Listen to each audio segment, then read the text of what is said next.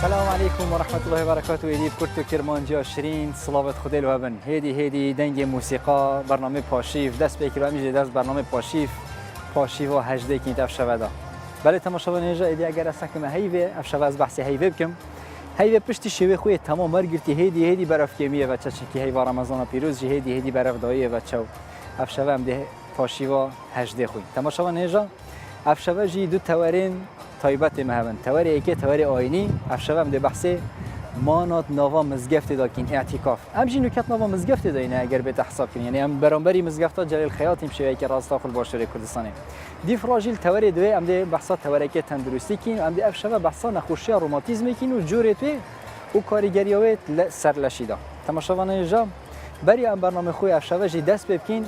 ام ده برف داخوخه وچین داخوخه جی ادی همای هری جوان و سنبولا هری جوان نوا داخوخ دا پیک و جان و نوبرا آین و نتوه نوا داخوخه دا هزین اولکاری جی ادی همی دمکیت حالتا آماده باشی دانه و اوجی شاینه و پیک و جان پارزن شویت رمضان ین داخوخه جی جداش همیشه وندینیت نوا داخوخه دا خلق داخوخ ین پروژید بن و ین نه پروژی جی بن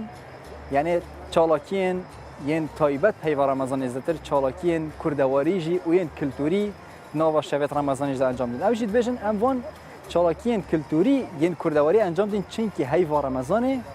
تایبت مندی آخو هیا برف داخوخه و پشت راجی همه وگرن و برنامه پاشی و ساعت که برداند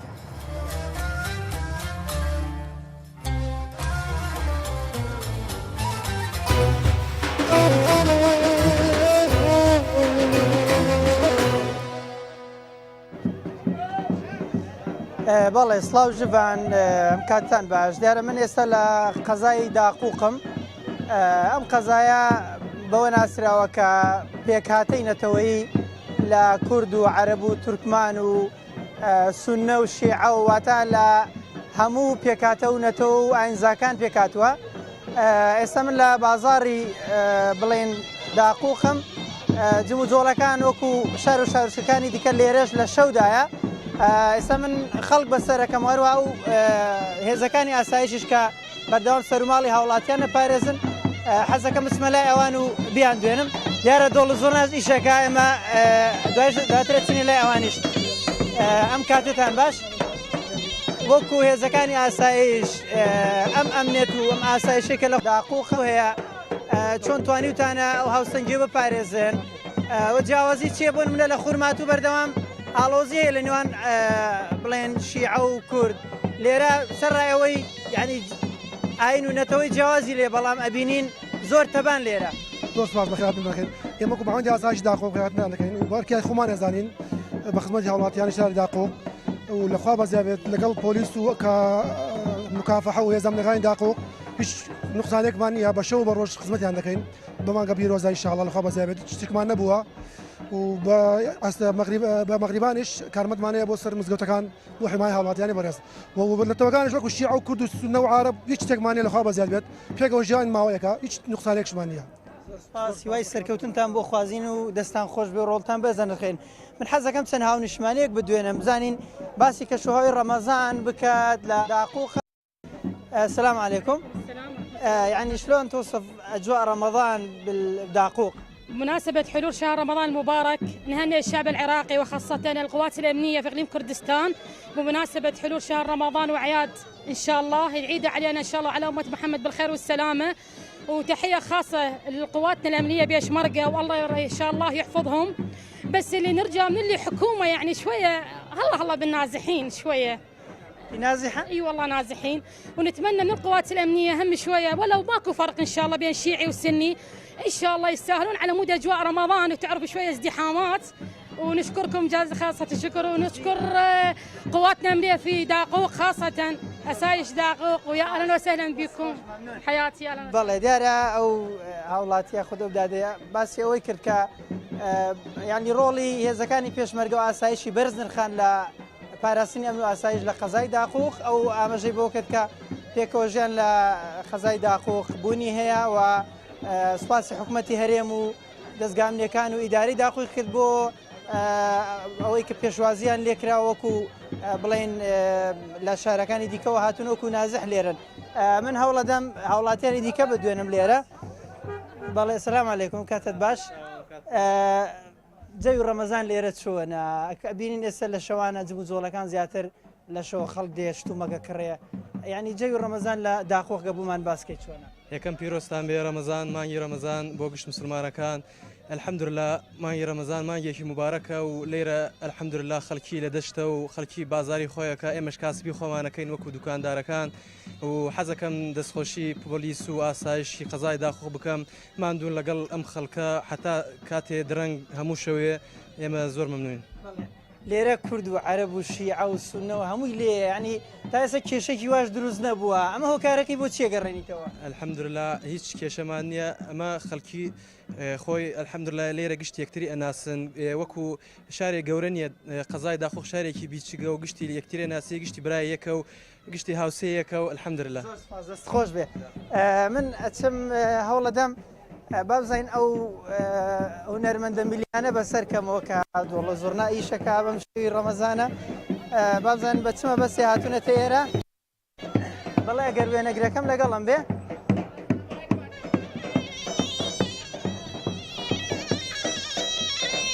بەڵێم کاتتان باش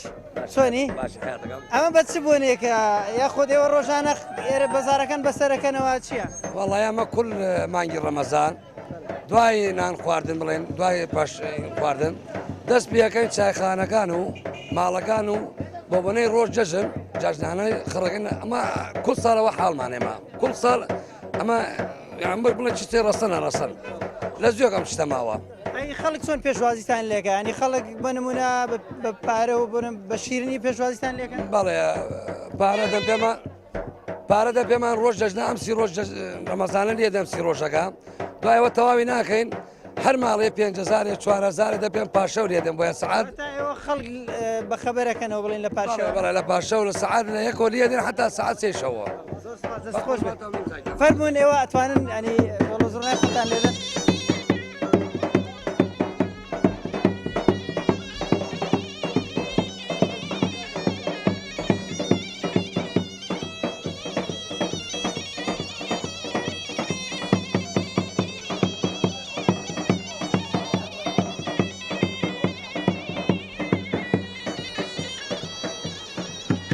بەڵێ وەکو بینیمان قەرباڵغەیەکی زۆر لە داخوخەیە مەژەی دڵخۆشی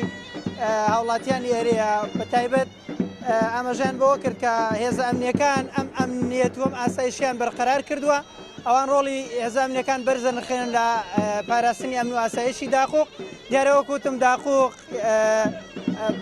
کۆمەڵێک نەتەوەی جیاوازی لێیە هەمووان بە شێوەیەکی ئاشتیانە توانیانە ئەو پێکەوە ژیانە ڕابگرن و بە شێوەیەکی ئاشتیانە پێکەوە بژین و وەکو خەڵکی دەڵێت ژن و ژنخوازی لە نێوانیاندا هەیە و تا ئێستا لە داخوقە هیچ کێشەیەک هیچ کێژێکی تایفی یا خودی هیچ کێشەیەک لە نێوان نەتەوەکانە ڕووی نەداوە. بەڵێ من ئەگەر کاتە بێ و دیمەنانە زیاترە گوازینەوە بۆ بینەران.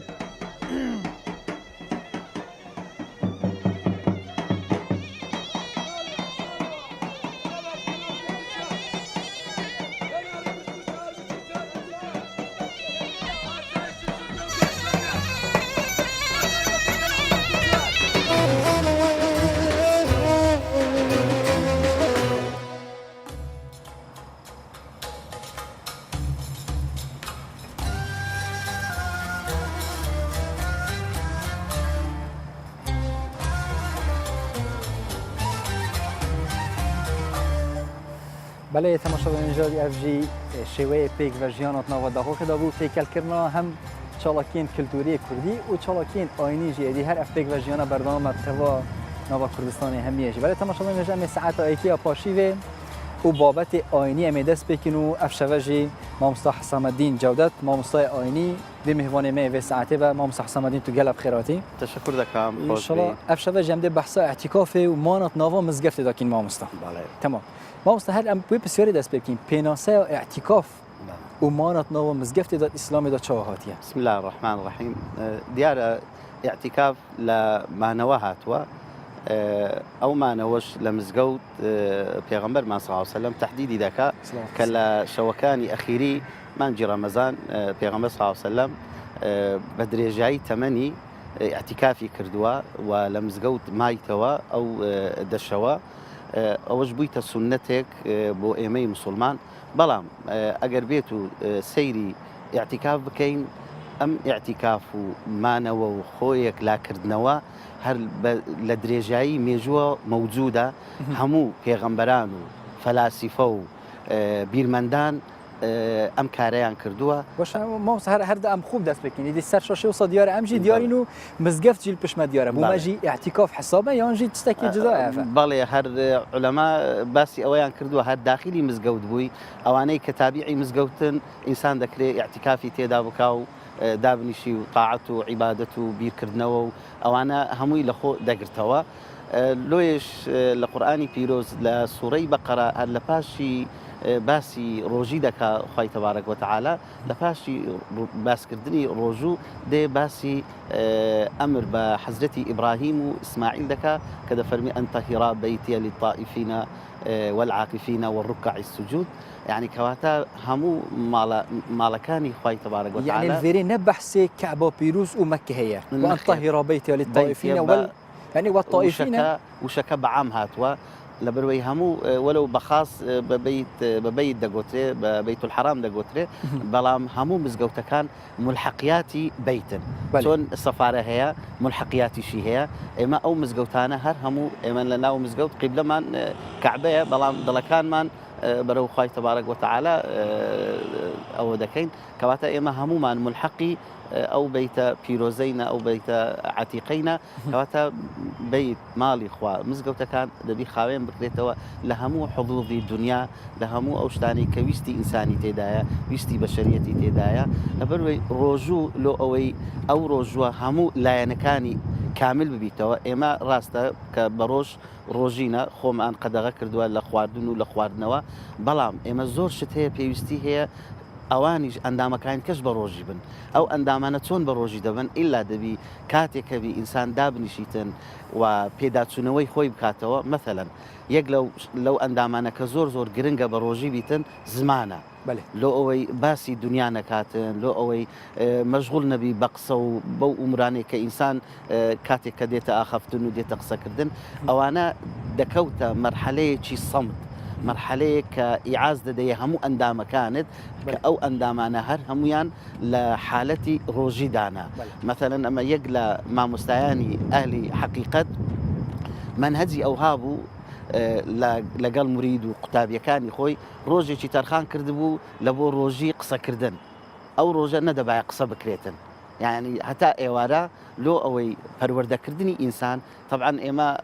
أو اعتكافه پروردەی تێدایە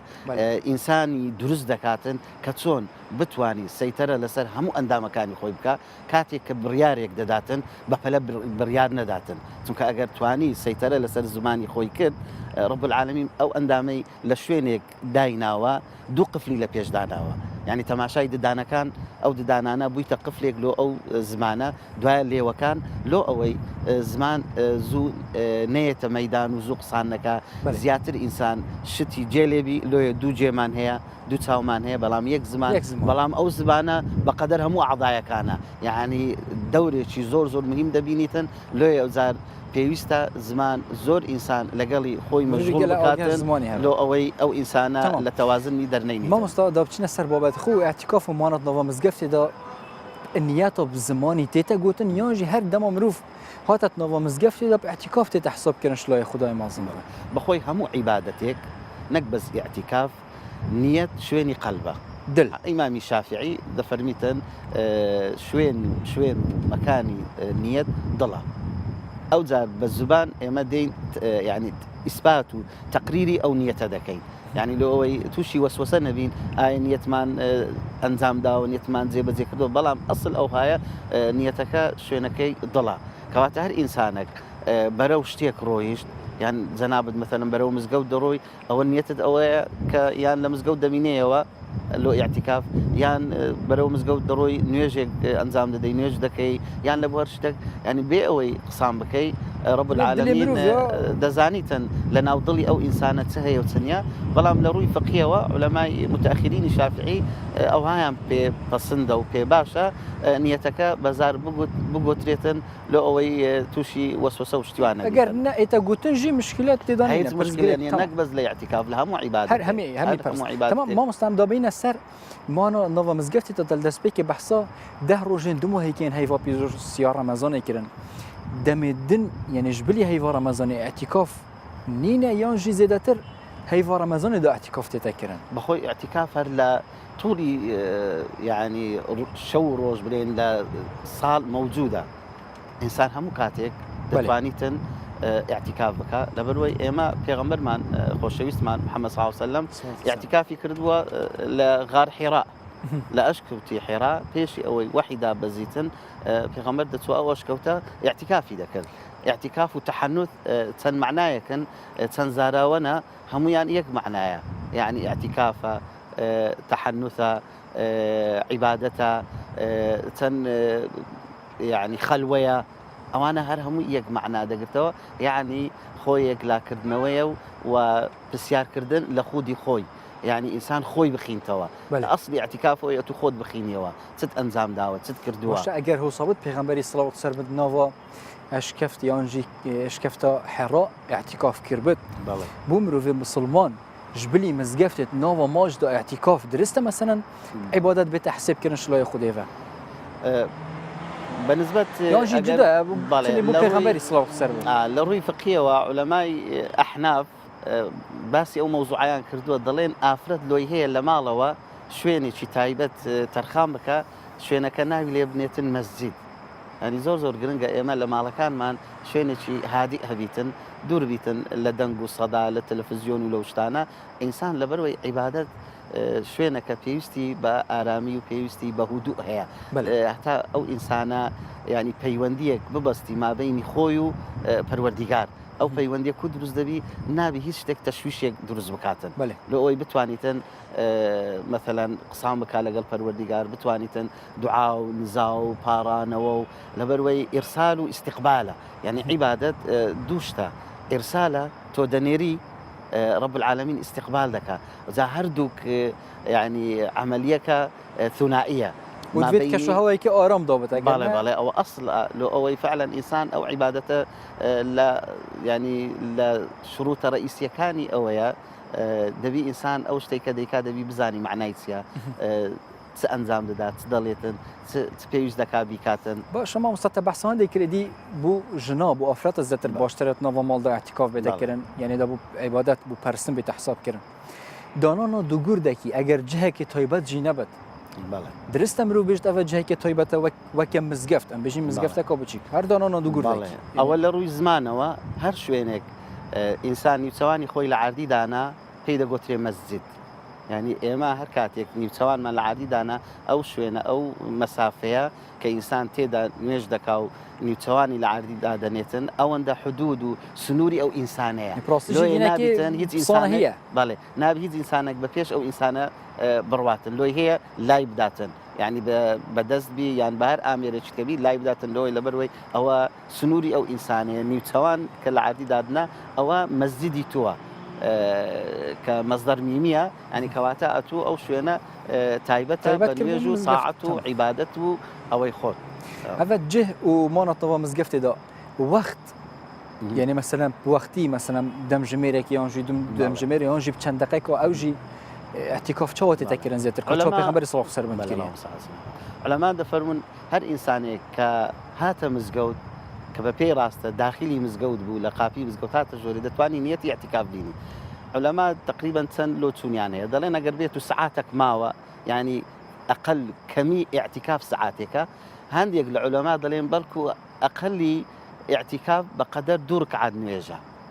بقدر دورك عاد نيج انسان كاتك بلين تحيه المسجد لمزقودي كاتن يعني بقدر او دورك عاد باعتكاف حسابه ما دام نيتي هناك هاتا مال اخوه ويعني انتظاري فرزك دكا دانشتو مثلا يجي مغربي كرد ناتستو مال لمزقود دمينتو نيتي اعتكاف ديني حتى نيجي عشاء او دتواني قران بخيني وتسبيحات بكاو وذكر بكاو بير لبونورو لقردونو لو انا بكاتو ئەوە هەر هەمووی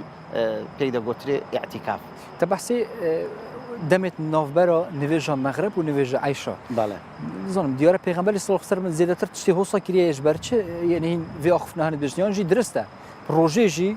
مثلا ناوبینە دوو نوێژە دایانجی هەر وەختێکی دیژی درست هەر وەختێک دروستە بەڵام ینی نوێژی عیشا مغریب و عیشا وەختێک هودووە ینی کار و کارگە و ئەوانە هەموو لە ئیش وەستاونە لۆیە ئینسان دەتوانی بە ینی بەخۆشی ئەو عیبادەتە ئەنجام بداتن بەڵام لە هەموو نوێژەکان ئەو کارە دەکرێتن. تمام ئیدی ئەو عیبادەت پەرستنێت ناوە اعتیکاف و مانات ناوە مزگەفتێدا بینەکردن زیاتر چ باشترە چکی مثلا ئاەتێدا ئەڤهاتی زیاتر بەحسی ڕکوع و سجود کریە بەڵێ تشتێکی دیژی درستە ناوە مانە مزگەفتێدایان ژی بتنێ ئەگەر بێت مرۆڤ خوب سنەت و ئەسڵ لە اعتیکاف ئەوەیە ئینسان پەیوەندی خۆی بتەو بکا لەگەڵ پەروەردیگار بە ئینسان و ئینسان دەگۆڕێتن كل ميسر لما خلق له. ئینسان هەیە مثلەن بیرمەندە مامۆستایەت دەتوانی دابنیشیتن کارێکی نووسین بکە مثلەن ئاەتێک تەفسیر بکە لاڤەی مثلەن تەفسیری ئاەتێک حەدیثێک یان شتێک بنووسیتن ئیدکە هەیە مثلەن هەڵدەستی نوێژ دەکا یان حەز دەکات لە قیام ڕاوە بستیتن یان حەز دەکات لە ڕکوع بی زۆر لە ڕکوع بمینێتەوە زۆر تەسبیحاتان بکات لە ڕکوع یان بچتە سەجدا کاتێک کە کورنۆش دەبا لە بۆ پەروەردیگار کە ئینسان زۆر زۆر نێزیک دەبیتەوە لە پەروەردیگار لەو کاتە ئینسان دەتوانی دوعا بکە و دەتوانی بپارڕێتەوە یعنی هەر ئەو حالەتانە لە ئاسمان مەلایکەتەکان بەو نەوعە عیبادەتی خوای تبارەک وتعالە دەکەن یعنی هەنە مثلەن بەس لە قیامن هەیە لە ڕکوعە هەیە لە سجودە بەڵام ئێمەی مسلمان هەر هەموو لە نوێژەکانی ئێمە هەمووی مەوجودە. تە بەحسا مامۆستایەکی ئەوەی کرد ئەگە مەسەن نەوە مزگەفتێدا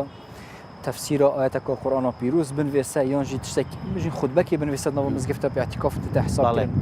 ئەگەر کەسێکی دی یانژی کەسێکی ئاسایی بێتە نەوە مزگەفتێدا یانجیان بژین قوتابیەک دەما ئەزمونە نەوە مزگەفتێدا ئەو خەری یعنی مژیلی خوێندنە خۆیە یا قوتابخانێ بن ئەو چەوە حسابە ئەوژی درستە بەڵێ بەڵێ کە مزگەوت ئینسان کاتە مزگەوت ئەو نیەتەی هینا خوای تبارەک وتعالە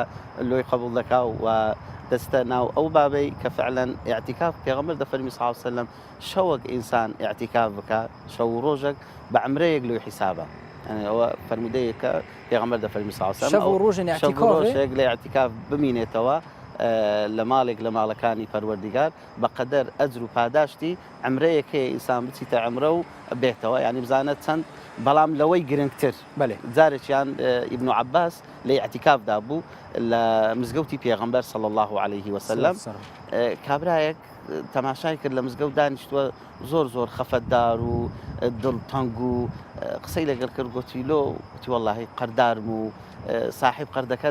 داوام لێ دەکا کە بیدەمەوە لە کرمنیە تی لە چێن دەرا تی وەڵڵا لە فیلان شوێنە تێڵە با بڕۆی کە هاتە دەرێ عەبدوڵای کوڕی عەباس یەک لە برادرەکان و هاوڵەکانی خۆی پێیگۆ ئەی عەبدوڵڵا جەنابەت لە ئیعتیکاف دابووی لۆ ئیعتیکافت شکاند وتی ئەمە جێم لە پێغەمبەر بۆ صلی الله علیه وسلم هەر مسلمانێک لە هەر شوێنێک بوو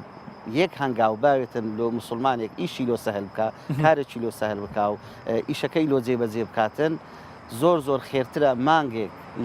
لە مزگەوتی پێغەمبەر اعتیکاف بکە و بمینێتەوە لە مانگێک زۆر زۆر خێری زیاتر لۆیە لەگەڵ ئەو کابرایە ڕۆیشتم ئیشەکەی لۆ یەکەم تەباسمەندێک کرد شەو و ڕۆژێن مانەتەوە مزگەفتی دەب ئەمرەکیە لێت بەرامبەر دەکو پێغەمبەری صلی الله علیه وسلم گەلە خێرتر حساب کردی ئەوە شوێت و هاریکاریە برایەکی خۆی بسڵمان ئەو عیبادەتە عیبادەتێک ذاتیە عیبادەتەکە بۆ خۆت دەکەی بەڵام هەر کاتێک تو عیبادەتێک ئەنجام دەدەی مسلمانێک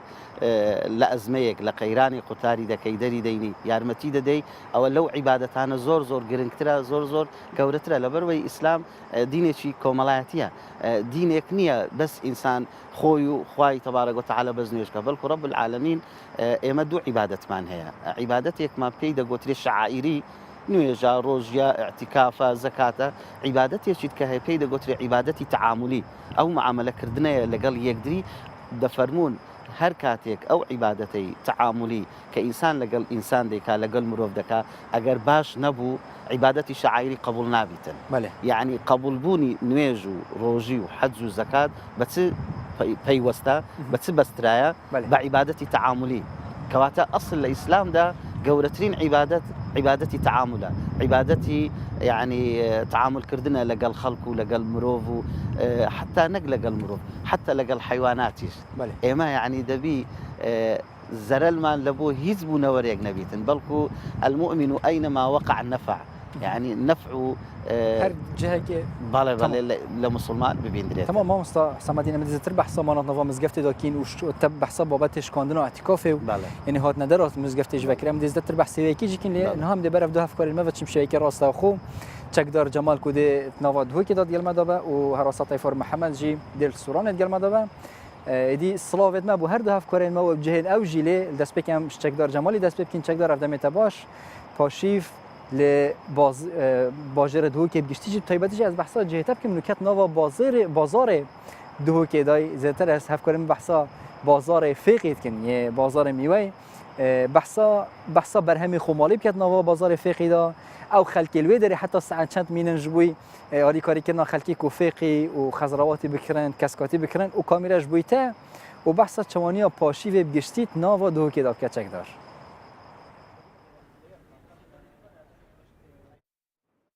باش بديار جوان وكي تا اشارات پیدای ام نوکه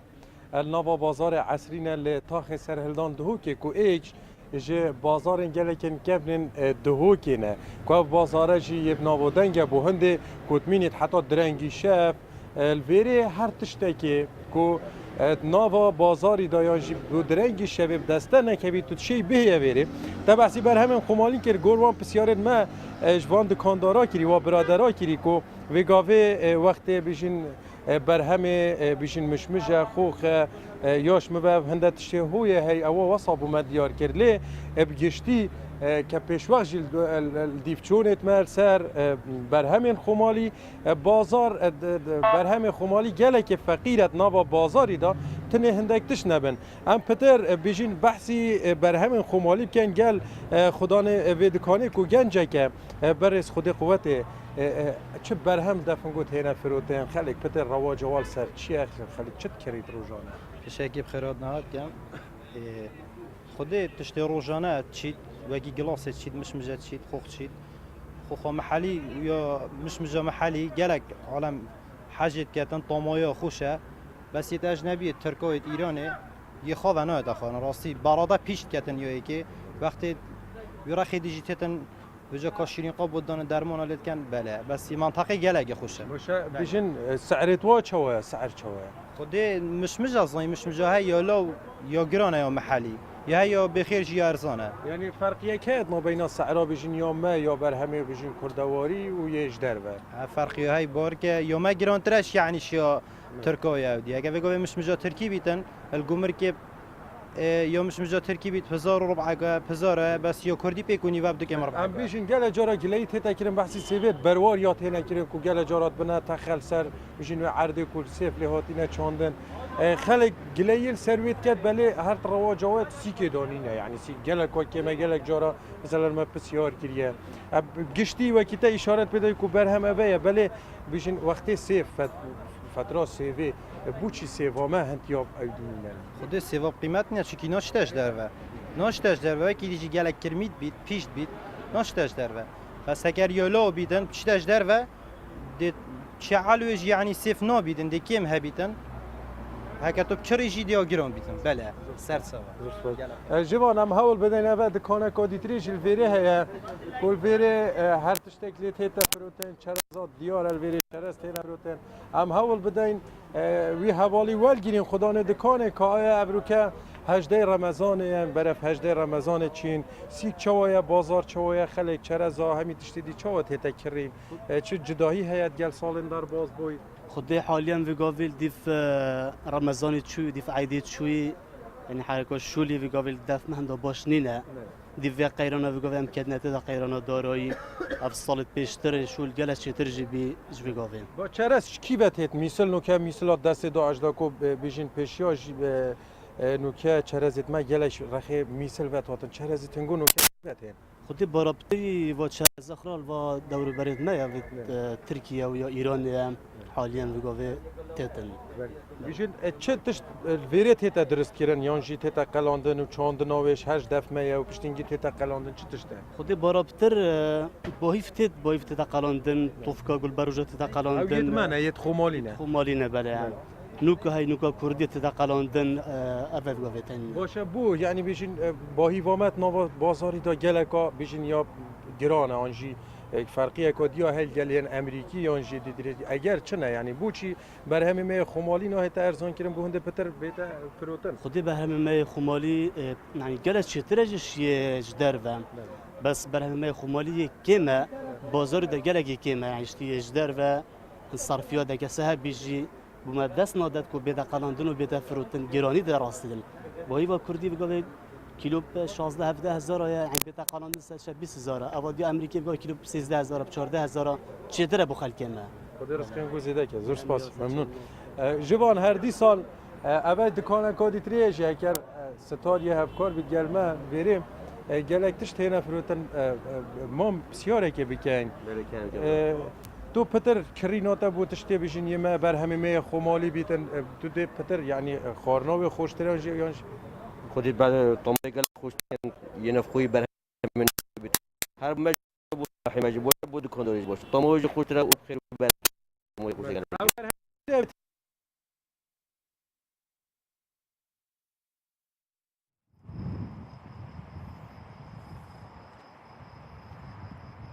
تمام هفکاری ما چکدار جمال تو بشوی که راستا خو لتاقی سرهلدان تبحثا سیکل عصری کرد تو بشوی که راستا خود نوا سیکا فقی ام بجین بازار میود دیال مدا بزرگ سپاس تو بحثایی که میدی برای چند روز هندک تندرست خراب ولی املکت کردی دو بجین نوکه باشه یعنی صحتات باشه تو کی بفریم مالای دی دخوازا سلامتی بو تجدید کین و پاشی و خوش بو همین خلک دهو که بزرگ سپاس تو چکدار جه دهو که ام دی برف هفکاری خو طيفور محمد جي الصوران وتشين طيفور افدميتا جي باش ادي ما بحثا دو كيكر وفي شوي هني يعني وقت بري وقت تشتا درنگي شا وجي لي بازار بردام خلق سردان بازاريتيات ناوا صوران دا كشو هوا چوا و زيادتر خلق چوا بحثا پاشيف و پاشيف و هجدت كن كوام دي افشوا پاشيف و هجدت خوين كاميراش بويتا طيفور بله جوان ئەم کاتت باش دیارە ئەوەی تایبەت بێت بە شاری سۆران لەم شەودا کە بەرەو پاشێ دەچین دیارە قەرەباڵغی هەیە و بە درێژایی ئەو شەقامەکە بە شەقامی حەریق ناسراوە لە سۆران بەردەوام قەرەباڵغی هەیە بەڵام کەشوهەوایەکە تا ڕادەیەک تۆزاویە یاخود باەک هەیە کە بۆتە هۆی تا ڕادەیەک ناڕحەتکردنی خەڵکەکە و وردەوردە خەڵک بەرەو ماڵەوە دەڕات هەرچۆنێک بێمە لە بەردەم ساردەمەنێکی نەرسەندا ساردەمەنێکە لەگەڵەوەی کە تۆ هاتێ لای من ڕاستەخۆ کارەباکەی کوژاوە بەڵام هەرچۆنێک بی هەوڵ دەدەین لەگەڵ هەندێک لەو هاوڵاتانێک کە لێرە دانیشتن قسە بکەین با بزانین شەوەکانی ڕەمەزان چۆن بەڕێ دەکەن هەوڵ دەدەین بۆ چوونی هەندێک لەو خەڵکە وەربگرین کە ئێستا لێرە دانیشتووە یەکێ لە ساردەمەنیەکانی شاری سۆران کاکە کاتەوە باش ڕاستەخۆ لە کوردستان 24ەوە لەگەڵتانین پێمان بڵێ ئەو شەو چۆنت بەڕێ کرد کە یەکێکە لە شەوەکانی مانجی ڕەمەزان سەرەتا پێم بەخناتان دەکەم بۆ کەناڵی 24 دەستخۆشتانی دەکەم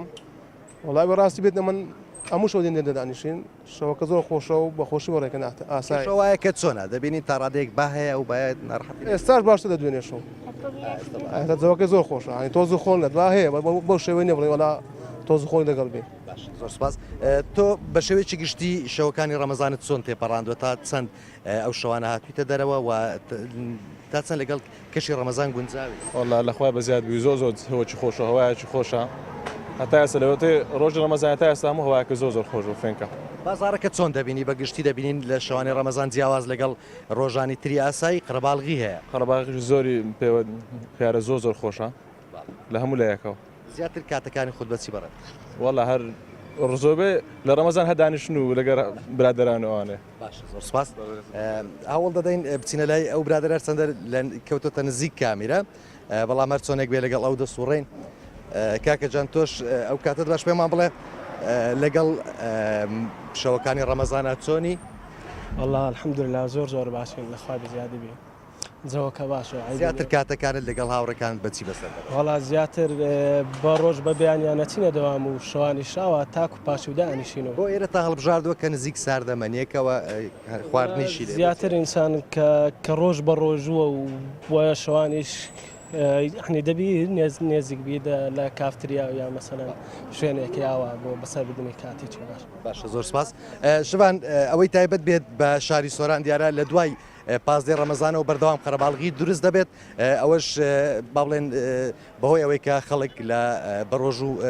بەڕۆژ ماندوو دەبێت وە بە شەوان هەوڵ دەدا قەرەبووی ئەو ماندووبوونە بکاتەوە کاکە جانە و کاتت باشتۆ هەرچەندە بە مۆبایلەوە خەریکی پێمان بڵێ تۆ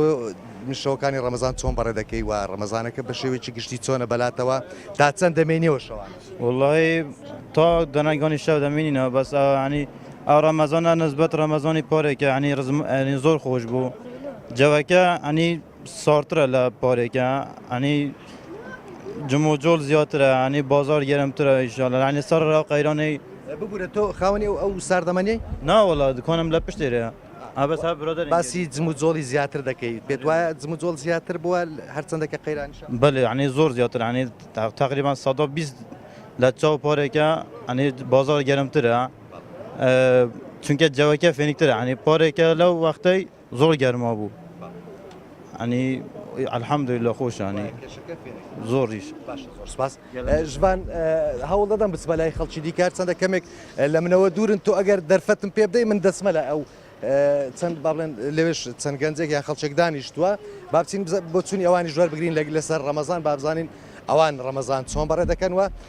شەوەکانی ڕەمەزان یاخود جیاوازی لەگەڵ شەوەکانی دیکە ئەو کاتە باش ڕاستەوە خۆ لە کوردستان بیستارەوە لەگەڵتانین پێمان بڵێ شەوانی ڕەمەزان چۆن دەگوزارێنی چۆن بەسەری دەبێت بەخێر بێ بەسەر چاو خۆی مانگێکی پیرۆزە مانگێکی خێر و بەڕەحمەتە یعنی ئینسان لەو مانگێدا زۆر مرتاحە دڵی فراوان دەبیتەوە یعنی دەستی دەڕوا خێر و ئەو شتانە دەکات سەردانی مزگە زۆرتر دەبی و یعنی خۆی شەوانی ڕەمەزان مەسەلەن مرۆڤ ریاضای ژیت کەتەن پشتی خواردنێ و ینی وەرزش کردووە بەڵێ بۆ تەندروستیشیش هەر باشە و باشتریشی شەڵا دارین شەوێکی خۆش وەمانجێکی خۆش بەسەربرن دەچینە لای ئەو مامۆستایش مامۆستا و کاتت باش پێمان بڵێت تۆ حاڵت چۆنە لەگەڵ ڕۆژانی ڕەمەزان و ئەو شەوی ڕەمەزان ئێمەش بە خێراتتان دەکەن کەناڵی 24 پێ خۆشحاڵین ئەمە طبعا کە نانە ئێوارێ نانت خۆین ئەو جوانانێکی کێم دەخۆین پشتنگی دەسوینە نوێژ و تەڕاوێح و پشتنگیژی دێ دەرکەوین هەم بۆ ڕاضە هەمژێک بۆ تەندروستی جسم و ئێستاش دانیشتە کاتی سعات 12 کاتژمێر چەندە ئەمە حتا نوێژی بەیانیان ئینشاءڵڵا نانوین خەریکیشکردنی خۆمانن ئەوە بینای دروست دەکەین و پشتنگیژی ئێوە لە سەرکارن هەم لە سەرکارین هەم ریاضەش دەکەین و هەتا بەیانی نانوین پێکەوە ئینشاءڵڵا بەو شێوە ڕەمەزان دەبینە سەر ئینشاءڵڵا باشە کاتێک خۆش بۆ هەمولایەکی وادارین ڕەمەزانی هەمولایەک قبول بێت بەڵێشوان ئەو شەقامەوەک باسم کرد شەقامی حریقی پێدەگوترێت کە بە شێوەیەکی گشتی شەوانە تا پارشێ و قەرەباڵغی هەیە و ئەوە یەکێ لەو ساردەمەنیانەیە ئەگەر کاکسامان هاوکاریم کە بەردەوام قەرەباڵغی دەبیندرێت بەو پێیکە پلەکانی گەرما بەرز بوونەتەوە بۆیە خەڵک زیاتر ڕوو لە ساردەمەنیەکان دەکات بەڵام هەمیشە لە ڕەمەزانان لە شاری سۆران تایبەتمەندی خۆی هەیە بەو پێیکە خەڵک لە شەواندا تا نزیک پاشێ و ڕوو لە بازارەکان دەکەن بۆ کڕینی کاڵا و کەلوپەلووە بەسەربردنی کاتێکی خۆش بۆ ئەوی ماندووبوونی ڕۆژانەیان لە دەستە بڕوات بەڵێ هەفکارێمە تایفۆر محەممەد بشوەیەکە ڕاستەخۆش سۆرانە دیارمەدەبووی زۆر سپاس تا پڕاستژی وەکی دیارژی ئیدیت ناڤ سۆرانژی کەشهاوایەکی خۆش هەیە لێ دەرێژی ئێدی پڕاستژی وەکییم بژین هەولێرێژی پڕاستی لێرێژی کەشهاوایەکی خۆشمێ هەی هەندە جۆرە هەواکی پێس بچەکتێت لە ئەوژی یە فێنک یعنی هەواکی خۆشە زۆر سپاس بە تایفۆر تو ژێ سۆران دیارمەدە بە هەفکارێمە ژێدی بەرینەکەی چەکدار جەمال ژ دووەکی دیارمەدە بوو زۆر سپاس بووە بەلێ تەماشاوێنێژە ئێدی ئەم دێ سەر تەوەری خۆ ومانات نوە مزگەفتی دامێ بەردام کن دیال مامۆستا حسامەدین مامۆستا زیاتر بەحسەوان کەساب کن ئەبێن کاسبکار ئێدی مەدیتن دووەکی حتا بژین ساعتا سێ شەوێژی یعنی بەریا پاشیوێ بەردامن سەرکارکردنی وەختی وانەیە گێمە سەردانە مزگەفتێ بکەن ئەو چۆ بووە نەحسابە مەسەنەن ینی پێشەوەی وەڵامی پرسیارەکەت بدەمەوە کە ئێستا سەیری ئەو دیمانەمان کرد پێم خۆشە ینی گەنجانمان بەرنامەیان هەبیتن بەێ بەڕاستی لە وەڵامەکانیان ئەوە نەهاتە پێشچاوم كبرنامجي توكمان هبيتن لبو مانجي رمضان لبروي مانجي رمضان مانجا فرصة إنسان بتوانيتن يعني بيش بركب كاتن لطاعته لعبادة أوج بتسديتن إنسان دبي كبرنامج هبو أو زارة بلان دانان لو كارا وريخستن يعني تخطيط وتنظيمي جياني خومان خاصة لما نجي رمضان أو سيروجا يعني علماء أو هالي كان دايتوا أو سيروجا دكا حفصته 20 ساعات أجر حفصته 20 ساعات بيتن سيت ساريجي بنوين يعني 203 ساعات اللي دروا تارسته 8 ساعات دمينه آية بسيال لخومان بكين لو تارسته 8 ساعات إما تأنزام ددين بله يعني فعلا زور جرنجا إما جوران كاريك بسر من دابيتن يعني أما لو ما جيك أو عبادته باعتكاف وبروجي وببخشي وبانا دبي أو إنسانة بيت جوران كاري أو إنسانة بجورتنو وزيك بستنا وداخلي طاقية شيء أو طاقية بشي بكالبو يازدمانك بله يعني أو أما لما نجي رمضان طاقة شيء إيماني زور وردقرين بو طاقية لبو يازدمان كان دتوانين سرفي بكين زالوي أجر بيتو إما برنامج كمان دارجت لبروي كات زور مهمة لجيان همو إنساني يعني استا أوروبا ببيش إما كتيا يجلا يعني السبب الرئيسي كان زور اهتمام ددنا كات بفيرونادا يعني زور مهمة أما كات ما نهبي لبو عبادة كات ما نهبي لبو ورزش كات ما نهبي لبو قران وسران كات ما نهبي لبو خواردن لبو عبادة مثلا أو توزيع أفكاري وأنا تيبات بفخر سكت يعني ظهر مقصد لبو بينرانيشا أجر بيتو إنسان جدول يقدابنيتن يعني هر مالك جدول شيء هبيتن لسر أو جدولا أجر بيتو إنسان بروا قناعته هبي شتي زور جرينج أنزام داتن وهيد وقت شيء ببلاش داروا وهمو أو شتاني كنفس ديوي دتوانيتن ويشتكاني خوي بين تزي تمام فهمت بيفيو كاين هذه بحصه كسب كورب كاين مثلا نوع خلك كيف مثلا الدوله مندن وقت وانا قالها بالسردان مزقفتي يمكن كسانن زيدتر بشولي بكسبيه ومجيلن بوانا تشو حسابه طبعا نظامي اولويات معناها نظامي اولويات للاسلام يعني اوي كضروره له او انسانه دبي اول زار او انزام بداتن يعني شخص هيك بلين كريكارا لا أثناء كريكاري خوي دبي اهتمام بداته أو كاري كديكاتن يعني كيني بريك بيتشي إيشكيكر أو عبادتي أنزام دا بله ونابي زختي جبكاته سر خوي إيشو كاري خوي بزيبي لي خوي محتاج بك ولا والله من اسمه مزجود طاعته عبادته اعتكاف أنزام دا لا دبي أو تنظيمي ئی خۆی ژیانی خۆی جوان تەنزیم کردبیتن ئایا هەتا چ ڕادەیەک لەسەر تەرازوو دابنێ ئەمن مانەوەم لە مزگەوت باشە یان منیان دەوێت لە فلان شوێن لە فلان شوێن بمینێمەوە لەوێن دەر ئیشیان بە منە لەوێن دەر کارێک ئەنجام بدەن یعنی خودی ڕێکی وێ ڕێکێ یعنی بدتەمە دەستپێکی کارێن خۆی دنیای ئەنجام بدین بله پشت ڕۆژی سەردانە مزگەفتێت چه پرزگەرێک نینە بله خۆ کاری دنیا شەر کاری ئاخیرەتە ئەمە نیمانە یعنی کاری دنیا هەر بەخۆی هەر کارێک کە ئینسان دەیکا عیبادەتە لەبەرەوەی مرۆڤ تێدا یعنی سوودی لێ وەردەگریتن تۆ ئێستا ئیشی تو کە لێرە دانیشتی فعلا شتێک ئەنجام دەدەی ئەویش عیبادەت حیسابە دەستەبابی عیبادەت شتێکە کە خوا پێی خۆشە مادەم ئەمە شتێک دەکەین مرۆڤایەتی سوودی لێ وەردەگریتن هەر شتێک بەشەر مرۆڤایەتی سوودی لێ وەربگریتن ئەوە دەستە ناو قالبی عیبادەت لەبەرەوەی بازنەی عیبادەت بچووک نییە ئەگەر ئەوەن دەبیتن زۆر بچووکە نە زۆر فەرەوانە ئینسان دەتوانی لە هەموو شوێنێک عیبادەتی خۆی ئەمژیۆیەکین لە دیفاخناتەمە مستاڤ ئەم ڤێرێتین خزمەت بۆ تەماشەوانین این کورد هەر جایکی هەبێت لێ لێ جیهانێ و خدای مازنجی بما عیبادەت حساب کرد ماستە دەستپێکم بە بەحسا شکاندنا اعتکاف هاتنە دەرا مزگەفتێ کرد مثلا هەندێک کەس بێژن ئەگەر نیەت و اعتکاف مینە و چوومەتنەوە مزگەفتێدا باش نینە بێمە دەرێ ئەو چاوەیە یعنی ئەوسا نمونەتینن بێژن کە چاوە سەردانە کەسێکیت کیت دوێ دنیایدا بژە زیبزی مرۆڤ نەدەرکەوێت سەردانێ بەخۆی ئەو عیبادەتە طبعا تایبەتمەندی خۆی هەیە کە جەنابەت مثلا هاتیە مزگەوت لە بۆ ماوەیەکی دیارکراو اعتکاف دەکەی ئەوجا ئەگەر لە ڕەمەزان کە باعتیبار ئەو دەشەوە ئەخیرەی کە دانراوە ئەوە زۆر گرنگە ئینسان پێشی ئەوەی اعتکافەکە بکاتن دەبی ئەو کارانەی کە هەیتی هەمووی جێبەجێ بکا و ئیشەکانی خۆی بەڕێک پێچی بکاتن و ئەو جار بێ دانی تەمان اعتکاف یعنی پێی دەگوترێت تەفەڕوخ تفرغ يعني أتو خودي إقلادك أيوة نابي هيس بيونديك لدريب لقل دريب بمينة إلا بيونديك كدروس ده بضرورة أو جوائزة لبابي ضرورة تتواني بيدري أو إيش ضرورة إيش كي خود أو كي بلام لبر تايبت مندي أو اعتكافة تو بيشتري دبي أو إيشان يخود تواو كردبيتن لو يأتو بتواني ذهني شي صعب بفكري شي صعب كهيت علاقة لقل دري نمينة لو يأتو بتواني أو بسيارانة لخود بكي كتمروفي آي خوالد رازية لخود رازي وفي أنفسكم أفلا تبصرون يعني أو أمورانا لنا اعتكاف دالوي بروبومي اعتكاف بديار بكيتن أما ما بس ما الاعتكاف أويا لوي دلكان من خايم ببيتوا دلكان من بشوريتن كاتك شورا بنوري قرآن وبروجي بوانا أو دلا زور نيزيك دبيتوا الأخوة كنيزيك بوا هيني آرامیەک و سەکینەک و خۆشیەک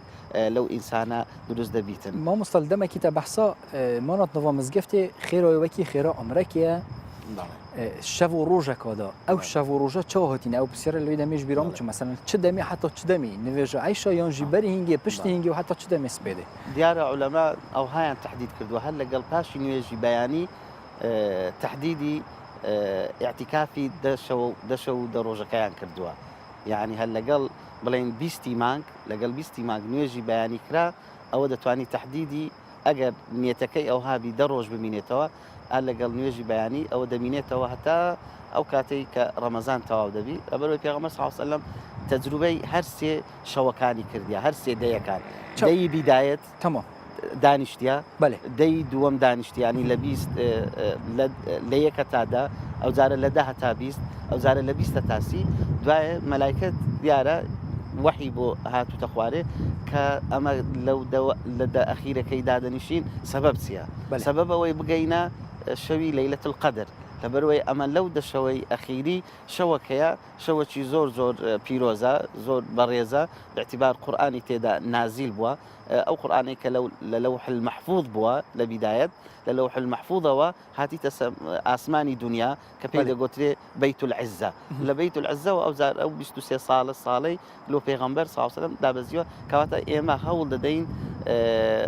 بقينا أو شوي كفعلا شوي قرآن شوي نزول بوني قرآن كبهزار شو خيري هي تقريبا لك 86 صال تمام دي ما مستعمل ديزتر بحصة مانات نوفا مزقفتي ده اگر ده روزا مروف نيتا مانات مزقفتي ده بينت مثلا خارن و خارن بين دابش كرن پاشی و فتارن لی دست پی که برای افکار من آراز و چین کوت نوا حولی داد بشه که راست خود گلم ده برای تماشاگران اینجا برنامه پاشی بردام که ایدی اما بحثا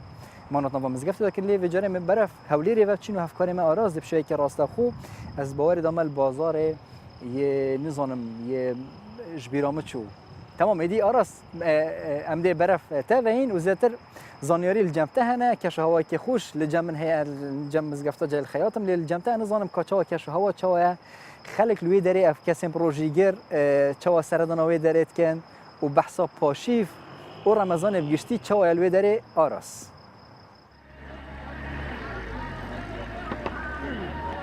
جوان شوتان باش منیش تقریبا زۆر لێوە دوور نییە منیش وابزان لەبیری چوو من لە ناو بازاری هەولێرم ئێستا بەردەم چایخانەی مەچکۆ یاخود بڵێن لە ناو باغی شارم کۆمەڵێک پێشتر نیو کاتژمێر پێش ئێستا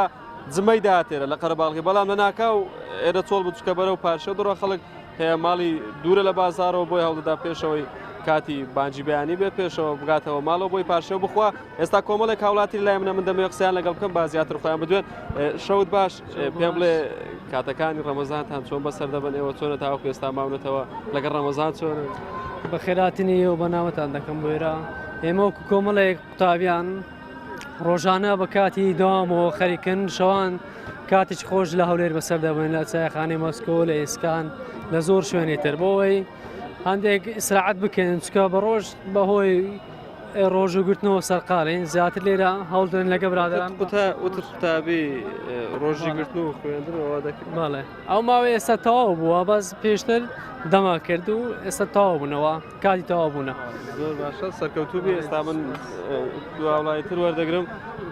شەود باش پێم بڵێ کاتەکانی ڕەمەزانت چۆن بەسەر دەبێت ئێستا چۆنە بەم درەنگانە بەنیازی لێرە نام خۆی یان دەڕۆیتەوە ماڵ ناوڵە بەنیازم بچمە ماڵەوە بەس لەو کاتی ئیش هاستین وەستاوی ساق تەکسینە ئیشکۆ باسی تەکسی بکەین زانام ئیشکۆ لە ڕەمەزان وەڵی الحەمدلله لەخوا بەزیای بەسای خوای گەورە ئەو ڕەمەزانەمان بەخێر و بەرەکەت وەردەسەر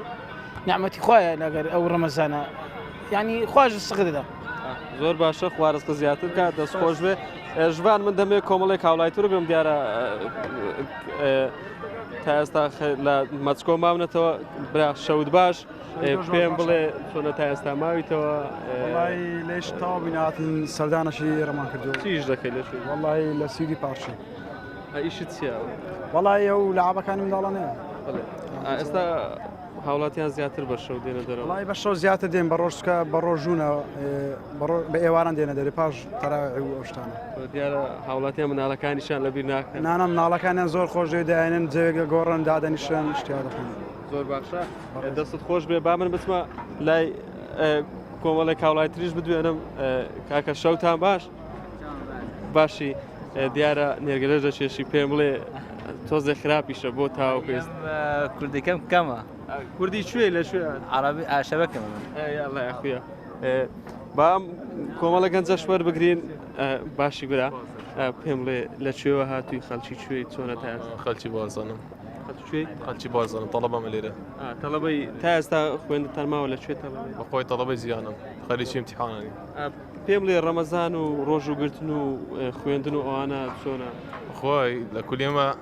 امتحانیان دانێتەوە ڕەمەزانێ دەباندێ لەگە ئەزیەت و زەحمەتم لە مەساکردی ئەگەنە عیبینیەوە چیان وساڵە زۆر باشە سەرکەوتنی سەرکەوتان بۆ دەخوازی با بچمە لای ئەو برایە دیارە زۆر ئاگە خواردەوە چاڵی دەبینی 2 ساعتکە 3 ساعتکە ناتان ئای بخۆینەوە ڕۆژەکەش زۆرە دیارە چەند ڕۆژێکە گەرمایە لەگەڵ گەرما و ڕۆژوانە واللهی ئەو ڕەمەزانە زۆر گرانتر لە ڕەمەزانەکان پێشتر چکە ڕۆژەکە زیاترە نوداکەکەمە گەرمایەکە زۆرە پلێ گەرمی زۆر ڕۆژێکی تر یاخ بڵین چەند شەوێکی تر شەوانی لێتول قەدرە دیارە هاوڵاتیان تابعین لە مزگەفتەکان دەمێنەوە چ بەرنامەیەک دێ واللهی ئەوە لەنا ئیمتحانات داین تەڵەبە بووین ئیشاءالله دوی امتحانمامە خلاص بین دەست پێ دەکەین زۆری نێژەکانشم لە مزگەفتێک کرد الحەمدولله سەرکەوتوبی ژوان هەروەکو خۆشت دەزانی دیارە ئەمساڵ بەشێکی زۆری تاقیکردنەوەکان بە تایبەت ئەوەی زانکۆیەکان کەوتونە تا سەرەتای ماجی ڕەمەزان ئێستا بەشێکی زۆری خوێنکاران تەواو بوون هەندێکیشیان ماون دیارەمە ڕەنگە بارگرانێکی زیاتر بخاتە سەر خوێنکاران بەڵام ئەوەی نەکردووە خوێنکاران هەرچەندە زۆرێک لە توێژینەوە زانستەکان باس لەوە دەکەن ڕۆژوگرتن و خوێندن ڕەنگە کاریگەری لەسەر مێشک هەبێت بەڵام دیارە خوێنکاران بەرگەی ئەویان گرتووە تاوەکو ئێستا بەردەوامن وانە دەخوێنن تاقیکردنەوەکانیشان دەکەن و بە ڕۆژوشن شەوانش هەروەک هەرچەند پێیان بکرێ ئەگەر بۆ 2 کاتژمێری ژبێت دێنە دەرەوە بۆ ئەوەی تۆزێک مێشیان سافکەن بۆ ئەوەی تۆزێک مێشیان خوێندن وەربگرێت دەخواست سەرکەفتنی بوان هەمی کەسەوێتە بە حەسکردین وەیدی مێشیوانەژی ساڵ بە تۆ دیر ژ خواندنێ یعنی ژوان پرزگرێکت من کەدام تێدا دەرباز من دیش هەمی تسەکی بهێنە خوب بچێکی بەدەم زۆر سپاستا هەفکاری ماوەڕاست ئەحمەد توشەیەکی ڕاستەخۆ لێ چێخۆنە مەشکول نزیک کە لە هەولێرێت گەرمەدەوی پڕاستی ژوێرێ کەش و هەواکی خۆشە 2 ساعتە کۆدی چ پێ نەوێت ئەڕۆز دەبینمەوە چکەم هەر پێک وینە زۆر سپاستا ڕاست تەماشەوانێژە دی ئەم لەسەر تەوەری خۆی ئاینی ئەمێ بەردەوام کرد گەل مامۆستا حسامەدین مامۆستا بەحسا هەندێک کرد لێ 10 ڕۆژین ئاخیری ئەگەر مەئەنیەتە اعتیکافئینە وی دەمی ئەگەر کەسێکی ئەف ئەنیەتەئینە خواردن و خواردن چاوبەت الجەوی دەکرێت لە ماڵەوە ینی حتا لۆ پێغەمبەر صلی الله علیه و سلم خێزانەکانی پێغەمبەر دان و خواردنیان بۆ پێغەمبەر دەهینا ئەو احتیاجی کە ئینسان پێویستی پێدەبیتن مەعەدا ئەوەی کە جائز نییە ینی بەڵام ئوموری تکە ئاخافتن و قسەکردن و هینان مەثلەن جلکە خواردنە ئەو دەڕۆژە طبعاً مەسافەتی زۆرە پێویستی بەو شتانە دەبی ئینسان دەکرێت لە ماڵەوە پرزگیرێک نینە خۆڕنەوە مزگەوت دانیشتنیش پێکەوە دابنیشن هەبەروەی هەر قەدیمەن بەس لۆ پیاو نەبووە اعتیکاف لۆ ئافرەتانیش بووە حتا لە زمانی پێغەمبەر صلی الله علیه و سلم ئافرەت لەگەڵی لە اعتیکاف ڕاستیشی دەمێ هەند ڕخسەت دەم ئەم بەردەوامی لەسەر بابەتی ئاینی زۆر سپاس بتە مامۆستا حسام الدین جەودەت مامۆستا ئاینی دیالمەدا بووین ساعتە بوریدا و مەبەحسا اعتیکافمانە نەوە مزگەفتا کرد زۆر سپاس بتە بەڵێ تەماشاوانێژە ساعتەیەکی یا بەرنامە پاشی و هەژدێت گەلهادا بەردەوام کە و پشتی ناوبەرەکە کورد ئەم دێ ڤەگەڕین و تەوەرە دووەم زیاتر تەوەرە تەندروستی ئێمە بەحثکەین و بەحسە نەخۆشیە ڕۆماتیزمێ و جوورێ نوێژی گەل نوژدارێت تایبەتمانە نەکەین گەلمەدا بن چونکە ئەمیر گەلهادا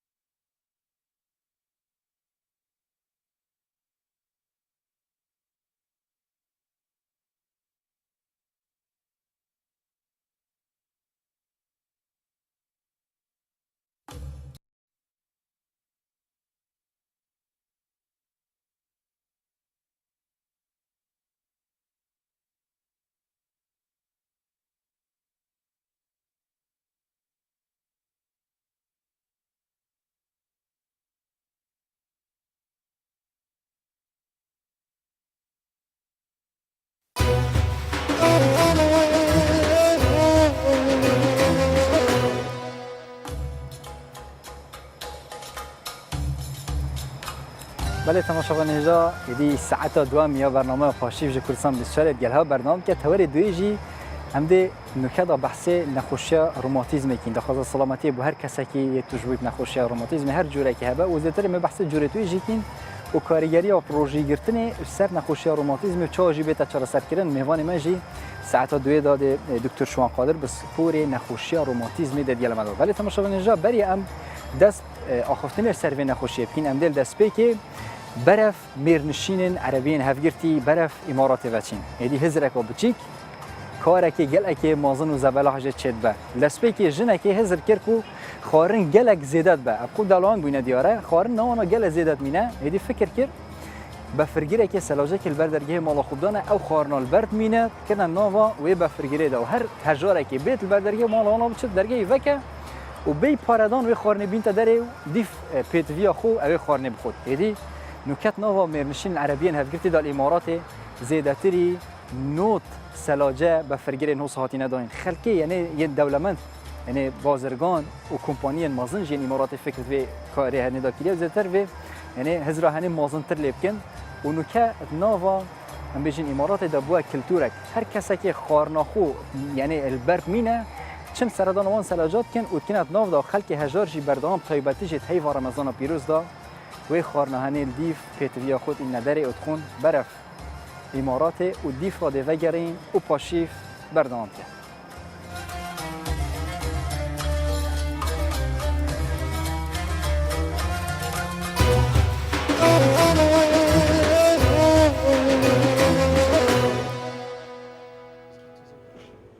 اف یک جوان نوت آفتازینکین کل ولات امارات ده چارچوبه پروژکت که خیرخوازی ده جبو کارکرین وی ولاتی هاتین دانین. اوی کوتی دیتن جی کار کرده که و به برانبر و خوارنکه جخواره جوی آفتازینکه دردخه.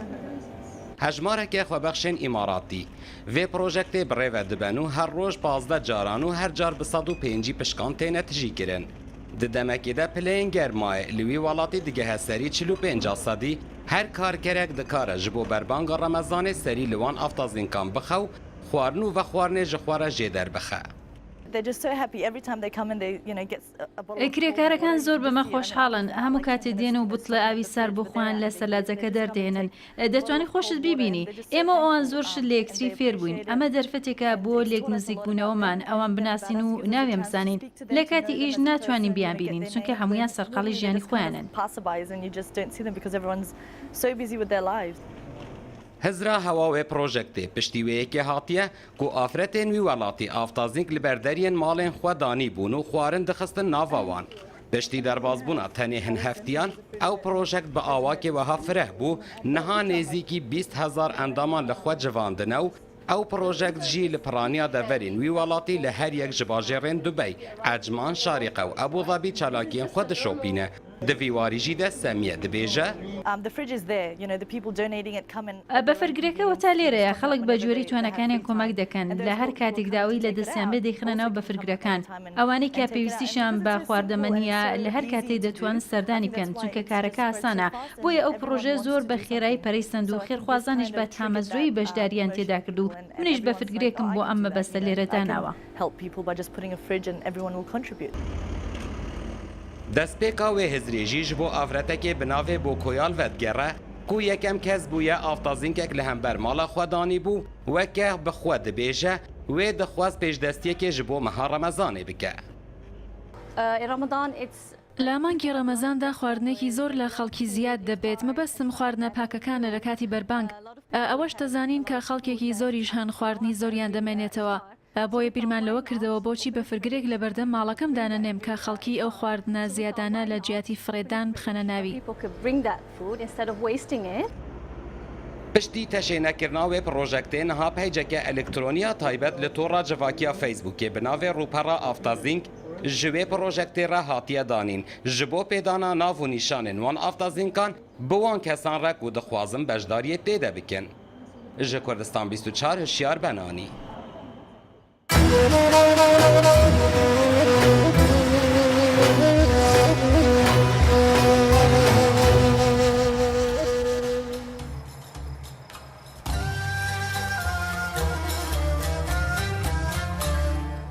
ولی تماشاوان اینجا دي بروستيجي هزرك وقالك ودنا يعني بلي كيف عمرو بفزرة صوتات وما بحثوا هندي كركو خوارنين أفيج برا ميت نظام مولداتين يعني بروستيجي تشتينيجي ام بيجين بلي وان خورنت هاتينا خورن تشتينيجي نوفا وان بفرق ردا في اي كي ديام جي جلاي شندتين نوفا كردستان داف خورن زيادات تا فريدون في اي كي فزلت صوت نوفا كردستان داف بل تما شغلين جا ساعات دوام وام دي بحثات تندروسيه كينو مهوان ما برجع تندروسيجي دكتور شوان قادر بسپوري نخوشيا روماتيزم ديال مدى ام دي بحثا نخوشيا روماتيزم و جورنوي و كاريگرينوي بگشتيجي سر تندروسيا مرويكين بله دكتور تو گلب خیراتیت نو برنامه پاشیف دا زور سپاس بوده دست پیکم بحثا نخوشی روماتیزم بینو اگر پیناسه که زانستیانه یا پزشکی بو نخوشی روماتیزم بله زور سپاس نخوشی روماتیزم هر یک نخوشی نیه زیادتر ل 200 زور نخوشیه و روماتیزم وشی چی لاتینیه و تا آزار جمگه و ماسولکه و کورتی او معنای کیتی بلان او آزار جمگه زور شده گینیتن و ئەو جۆر نەخۆشانەی باسمان کردوتمان زیاتر لە 200 زۆر نەخۆشیە خۆشبەختانە زۆربەی زۆری نەخۆشی سادن تەشە نەجاتی عەزەڵێ یا خوشتی ترە دەڕواتن بە چارەسەری سروشتیان بەبێ عیلاجی خۆی دەڕەوە هەندێک جار ئەوانێکەوە هەڵوەستەی لەسەر پێویستەکە بکرێتن تقریبا 20 جۆر تا 30 جۆرە ئەوان نەخۆشی درێژ خایەنن یعنی 200 جۆرن گشتی بس ئەڤێن درێژخۆیان 20 حتا 30 ئەوانەی زیاتر درێژخایەن و هەڵوێستەی پێویستە مەسەلەن چاودێری بکرێتن و دەرمان بەکاربینێتن و بۆ شێوەیە زیاتر لە 20 تا 30 جۆرە زیاتر نییە ئەوانتر هەموو شتی ساکارن باشە دکتۆر ناوێنوانەژی ڕۆماتیزم مەسەن ئەف 20 حتا 30 جۆرên درێژخۆیان و vêt mirov gele ageh jî hebit yani ya şixira metirsîdar kîşke û ya şixira kêmtir jî navbeyna wan sîha da kîşke ئەوانەی زۆر بڵاوە ئەکە ڕۆماتیزم زیاتر مەشهورە ڕۆماتۆید ئارترایتس یاخود ڕۆماتیزمی جمگە بچووکەکان بە تایبەتی دەست و پێ ئەوەش هەمیە ئەوە لە هەمووی زیاتر بڵاوە کە بەیان لە خەو هەڵدەسی دەبینی پەنجەکانی ڕق دەبێتن سعاتێک ناتانی زۆر باش بجلێنتەوە پەنجەکان ئەستور دەبێتن بە تایبەتی لە ئافرەت دەبێتن لە تەمەنی 40 تا 50 ساڵ و جۆرەکانی تر ڕۆماتیزم کە بڵاوە مەسەن ڕۆماتیزم بڵێن سەوەفان یەک لەو حالتانە سەوەفان یعنی بڵێن سوانی جونگەکان جونگە گچکەکان لەگە جونگە گەورەکان ئازاری دەبێتن ئەستور دەبێتن لە ڕۆیشتن عەزەتی دەداتن زۆری تر هەندێک حالەتی تر هەیە مەسەلەن دەبینی کچی گەنج بە تایبەتی ئەوانەی تەحملی هەتاو ناکەن دەم و چاویان سوور هەڵدەگەڕێتن جونگەکانیان ئەستور دەبی ئازاری دەبێتن لەوانەیە هەندێک ئەندامی لەشیان کاری تێبکە وەکو گورچیلەکان وەکو بەشی تری لەش ئەوانە زیاتر بڵاون ڕۆماتیزمی تریش هەیە کە کەمتر بڵاوە مەسەلەن ڕۆماتیزمی فەقەرات کە پشت دەگریتن هەندێک حالەتی تر هەیە لە منداڵ مەسەلەن چەند زۆر ڕۆماتیزمێک هەیە لە منداڵ ئەوانە هەمویان پێویست دەکات زارۆکۆدا ئەم هێدی گەلوانە بچین دەستپێکیان بەحسە زارۆکۆ بکەین هەندێک جارە مەسەلەن هەواڵی مەژی بەحەزکردن زارۆکێن وانەش دایک بینە و پشتی دەمەکێ کورت تووشی جۆرێکی ڕۆماتیزمی بووینە ئەو چ جۆرە و مەترسیدارە ئۆنژینەل سەر ژیانە زارۆک زۆر وەک باسمان کرد ینی خۆشبەختانە زۆربەی حالەتەکانی ڕۆماتیزم مەترسیدار نییە چەند حالەتێکی مەترسیدارە لە منداڵیش بە هەمان شێوە یعنی لەوانەیە ئیلتیابێکی لە لەشی هەبێتن بەکتریایان ڤایرۆس جونگەکی ئەستور بیتن دوای ماوەیەک لەوانەیە نەمینێتن هەندێک حالەت هەیە عینەن وەکو کەوتمان ڕۆماتیزمی ڕەتەوی ئەو جۆرەش هەیە لە منداڵ کە ناوەشتری پێدەڵێن ینی پێدەن ڕۆماتیزمی منداڵی پێدەن هەر بەو شێوە یعنی هەبوو ماوەیە ئەو ئەوان شتێکی ناتوانم بڵێن بۆ ماوەیە بەڵام بۆ ماوە دەوری هەیە مەسەلەن ئەگەر لە خانەوادەیەک یەک یان دوو ڕۆماتیزمی هەبێتن ئەوان تریش زیاتر ئەگەری ئەوە هەیە لە خەڵکی تر کە تووشی ڕۆماتیزم بنیانی بڵێن ئەندامەکانی خانەوادەکە بەڵام شەرت نییە کە ڕۆماتیزم مەسەن باوک یان دایک یان خوشکی یان برا ڕۆماتیزمی هەبوو ئەوەی تریشیان دووچاری بیتن بەڵێ ڕێژەی توشبوونەکە ئەگەری توشبوونەکەی زیاترە ئەوەیە مەسەلەی بۆ ماوە دکتۆر تەبەحسا دەست و تبلا کردی یعنی ئەگەر بواناوێت نەخۆش بدە ئەف دەنگە مەسەلەن گەلە جارە مرۆڤ تبلێت خو یعنی ئەف کە کاریگەریە vêşkandina mesela tiblajî heye ser tûjbûnê ڕۆماتیزمی an ştekî olsayîne gele carat bêjin mesela bêjin ev tişehînê me tirsîdar e xelk wada lê bezeva yani bilên binemayî zanistî niye yani hiç tesîrçîneke ew dekatin و dengekê li cumlekan dêtin betawetî cumgeyî gewre meselen لە گەنج لەبەر ئەوەیە کەوا ماسوەکانی لاوازە ئەو دەنگەری پیا دەبێتن لە تەمەندار لەوانەیە سەوەفان بیتن وەک گوتمان جومگەکانی دەسوێ بەریەکتر دەکەوێت ئێسکەکە ئەو دەنگە پیا دەکاتن سەوافۆنێ بکەین و زیاتر وەکیتەژی بەحەس کردی کەسێم تەمەن ئەڤێن نۆفسەڵ بە چوی توش بن ئەگەرێن توش بوونە سەوافۆنی چنە و چارەسەری هەم بژین خۆ پاراستن بەری چارەسەریە چییە؟ ڕاستە خۆ پاراستن چۆنە یەکەم بۆ گوتمان بۆ ماوە تاڕادەیەک دەوری هەیە مەسەن ئەو خێزانێکەوە سەوەفان هەیە لێیان زیاتر ئەگەری ئەوە هەیەکەوە ئەندامەکانیان تووشیبی ئەوەی یەک ئەوە هیچ لەگەڵ ناکرێتن ئەوەی تریان ئەگەر بێت و مەسەن وەرزش بک بە شێوەیەکی پێویست جوولێ هەبیتن خواردنی منتەزەم بیتن ئەوەکی خۆپاراستن وەک خۆپاراستن شێوەی ژیانی بە شێوەیەکی ڕێک و پێک بیتن ینی تووشی سەوەفانی بیتن بە شێوەیەکی ساکار ئاسان تووشی دەبیتن بەرەتەمەنێکی درەنگتر ئەگەر ناسەوەفان پرۆسەیەکە لە ژیانی ئینسان کەس نییە تووشی نەبێتن دوای 40 ساڵی تەمەن هەموو کەسێک تووشی دەبێتن کەم و زۆر بەڵام هەیە زۆر بە توندی دەیگریتن جومگەکەی ئەستور دەبێتن تەسیر لە ژیانی ڕۆژانەی دەکاتن ناتانی بڕوا ناتانی بجوولێتەوە ئەوەیەکەوە زۆر ئیزعاجی دەکاتن بەس ئەگەر بێت و مەسەن نهێلی وەزنی زیاد بێتن ماچوەکانی بە قوت بیتن بە جوولانەوەی ڕۆژانە و مەلەوانی و وەرزش خواردنێکی تەندروست بخواتن کەوا ئەو مادانەی تێدابی کە پێویستە لە بۆ ئێسک و لەوە کڕاگە کەمتر تووشی دەبێگە تووشی بوو بە ئاسانترە ینی چ جورە ینی وەرزشێک بێتەکردن بوو کۆمرۆڤ زیبزی تووشی سەوافۆنەی وێ جوورێ ڕۆماتیزمی نابێت باشترین وەرزش ڕۆیشتنە ئاسانترین هیچ مەسرەفی شتێ ناچی هەموو کەسێکیش دەتانی بڕواتن یعنی نیو سعات ڕۆژی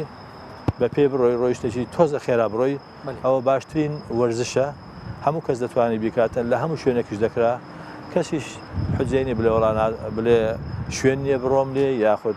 کاتم نییە دەتوانین نیو سعات ڕۆژی لە ژیانی خۆت تەرخام بکەیت بۆ ئەوەی ژیان خۆشتر بیتن بۆ ئەگەری توشبوونی نەخۆشیت کەمتر بیتن زۆربەی نەخۆشیەکان هەتا نەخۆشی دڵ نەخۆشی ینی هاتو چون بۆ هەمی تشتێکی باشە بوو زۆر پێویستە بەریان بینە سەر چارەسەرکردنەوەن کەس ئەوێت نەخۆش پرۆماتیزمیانژی سەوافۆنی زیاتر یەک جورێن ڕۆماتیزمیان بینە سەر خواردنێ چ خواردنێکی مرۆڤ بخۆت زیاتر دێ مرۆڤ تووشی وان یعنی دیری وان نەخۆشیەوە بێت بە شێوەیەکی گشتی خواردنی چەور باش نییە هیچ شێوەیەکی بە هیچ شێوەیەک خواردنی سوور باش نییە خواردنی شیرین ینی زۆر شەکری تێداوی باش نییە یعنی شەکر و خوێ لەگەڵ چەوری ئەو سیانە زۆر باش نییە لە بۆ لەش بە شێوەیەکی گشتی چەوری و شەکر و خێ خەڵک زیاتر لە یەژبێت کە هەمە خواردن ئەوەیە دیاکە مەفتستانە خواردن چ بکەین هەکە بینە خواردن چاوە بینە خواردن دوکتۆر مەسەلەن تو گۆشت دەتوانێت گۆشتی کەم چەور بخۆی یان چەورەکە لێ لا بدەیت دەتوانانی بۆ شێوەیە بکەیت یعنی زیاتر چەوری پێوانە بێت شەکرگرێک گۆشتی بخۆنینە بەڵێ یعنی ئەو گۆشتێکە دەی خۆی چەوری کەمتر تێدابێت یا مەسەن بیبرژێنی چەورێکە زیاتر دەتاوێتەوە دەڕواتن وەکلەوەی بیکولێنی مەسەلەی شەکر شرینەوەی یعنی ئەو شەکرە سپیەکە بەکاردێنی ئەوە دەتوانانی کەمتر بەکاربیێنی مەسەن لە هەرۆسپی ئەم بێژنێ زیاتر بەڵێ ئەوەیە زەرمەندە ئەگەنا ئەو شەکرێکە لە میوەیە ئەگە بێت و بە کەمێکی زۆر نەیخۆی نەکەر زەرمەندێ سوودمەندیشە لە بۆ لەش زۆربەی میوەکان سوودمەندن لە بۆ لەش جگە لە شەکرە شتی تریش تێدایە ئەوە دەتوانانی بیخوا لە زیاتی ئەو شەکرە سپیە لە زیاتی شەکری سپیش یعنی بە تایبەتی ئەوانەیە مەسەر نەخۆش شەکریان یان شتریان هەیە مادەتر هەیە حەبەکی شیرین هەیە دەتوانێت ناو شەکر چای بیکەی بیخۆی یان خۆی ڕابێنیتن چاو قاوە بەبێ شەکر بیخواتن دەتوانیتن خێ بە هەمان شێوە خێ زەروریە بۆ لەش کورد گوتی هەموو شتێک بەخێ خێش بەمانە بەڵام نابی زیاد لە حەدی خۆ بەکاربیین بە تایبەتی ئەوانێکەوە فشاری خوێنیان بەرزایین زەختیان هەیە ئەوە تەسییان لێ دەکاتن دکتۆر ئەوان بە بەحسا خۆپاراستنێ بەریا چارەسەریە دەبینە سەروان کەسا ئەوێت تووشی نەخۆشیە بین ئەو چاپ بشین کۆنتڕۆڵە نەخۆشیە بکەن ئیدی ماستر و زیاتر لێنێت نەخۆشیەوانە ئەو نەخۆشیانەی باسماکەی ڕۆماتیزم وەکو گوتم زۆر بە زۆری پەیوەندی بە ماسوولکە هەیە بە بەستەرەکان هەیە ئەنی ڕاوابتەکان پێویست ینی ناگاتە جوگەکان ناگاتە ئێسکەکە ئەوانە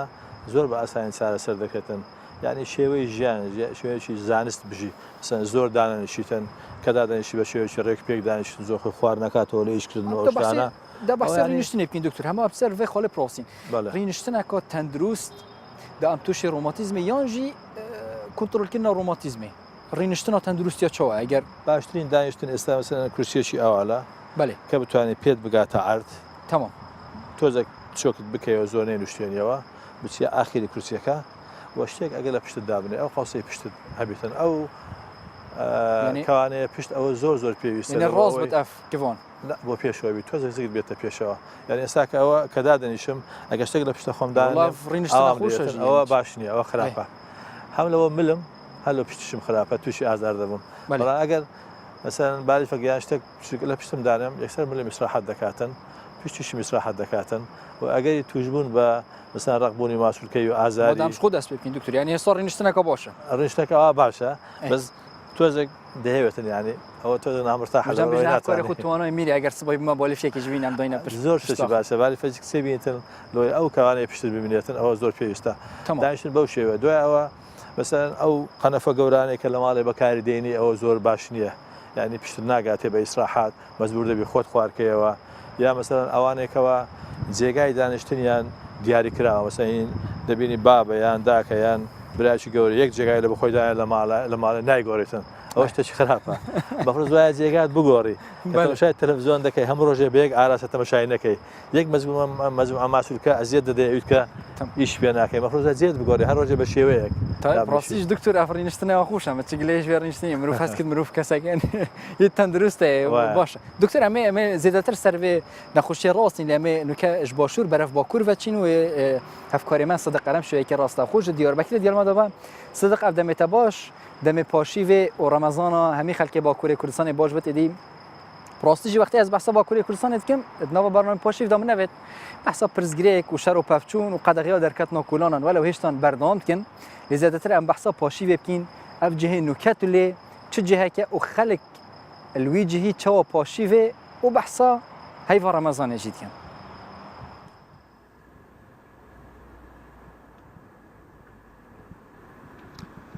جوان شەواتە و بینەری کوردستان 24 جی خوۆش پاشیوە وێژی باوەر وێویدارم بە خۆشی و جۆشی و غەمبێژم بەخێر دەرباس ببە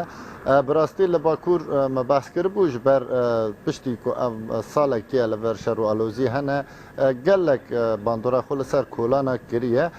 car bi car me li kolana dîmenên rengîn didît û hewl dida ku wan jî bîne ser şaşa Kurdistan 24 li bes îşev bi rastî Diyarbekir piçek herkes vekişiye malê xwe şonên vekirî jî min çav lê kir ew jî vala bûn îşev min jî xwast ez divê kolana ku em bêjin li Diyarbekir kolana herî qelebalix dibe yanî em her tim ew şona ku herî girseyî însan lê diçin û jiyana civakî lê derbas dibe ev kolane lê wek hûn dibînin belê hin kes ser kolana hene ew jî êdî karê xelas kirine ber bi malê ve diçin bi giştî asan li Bakur ji ber ku hewa îsal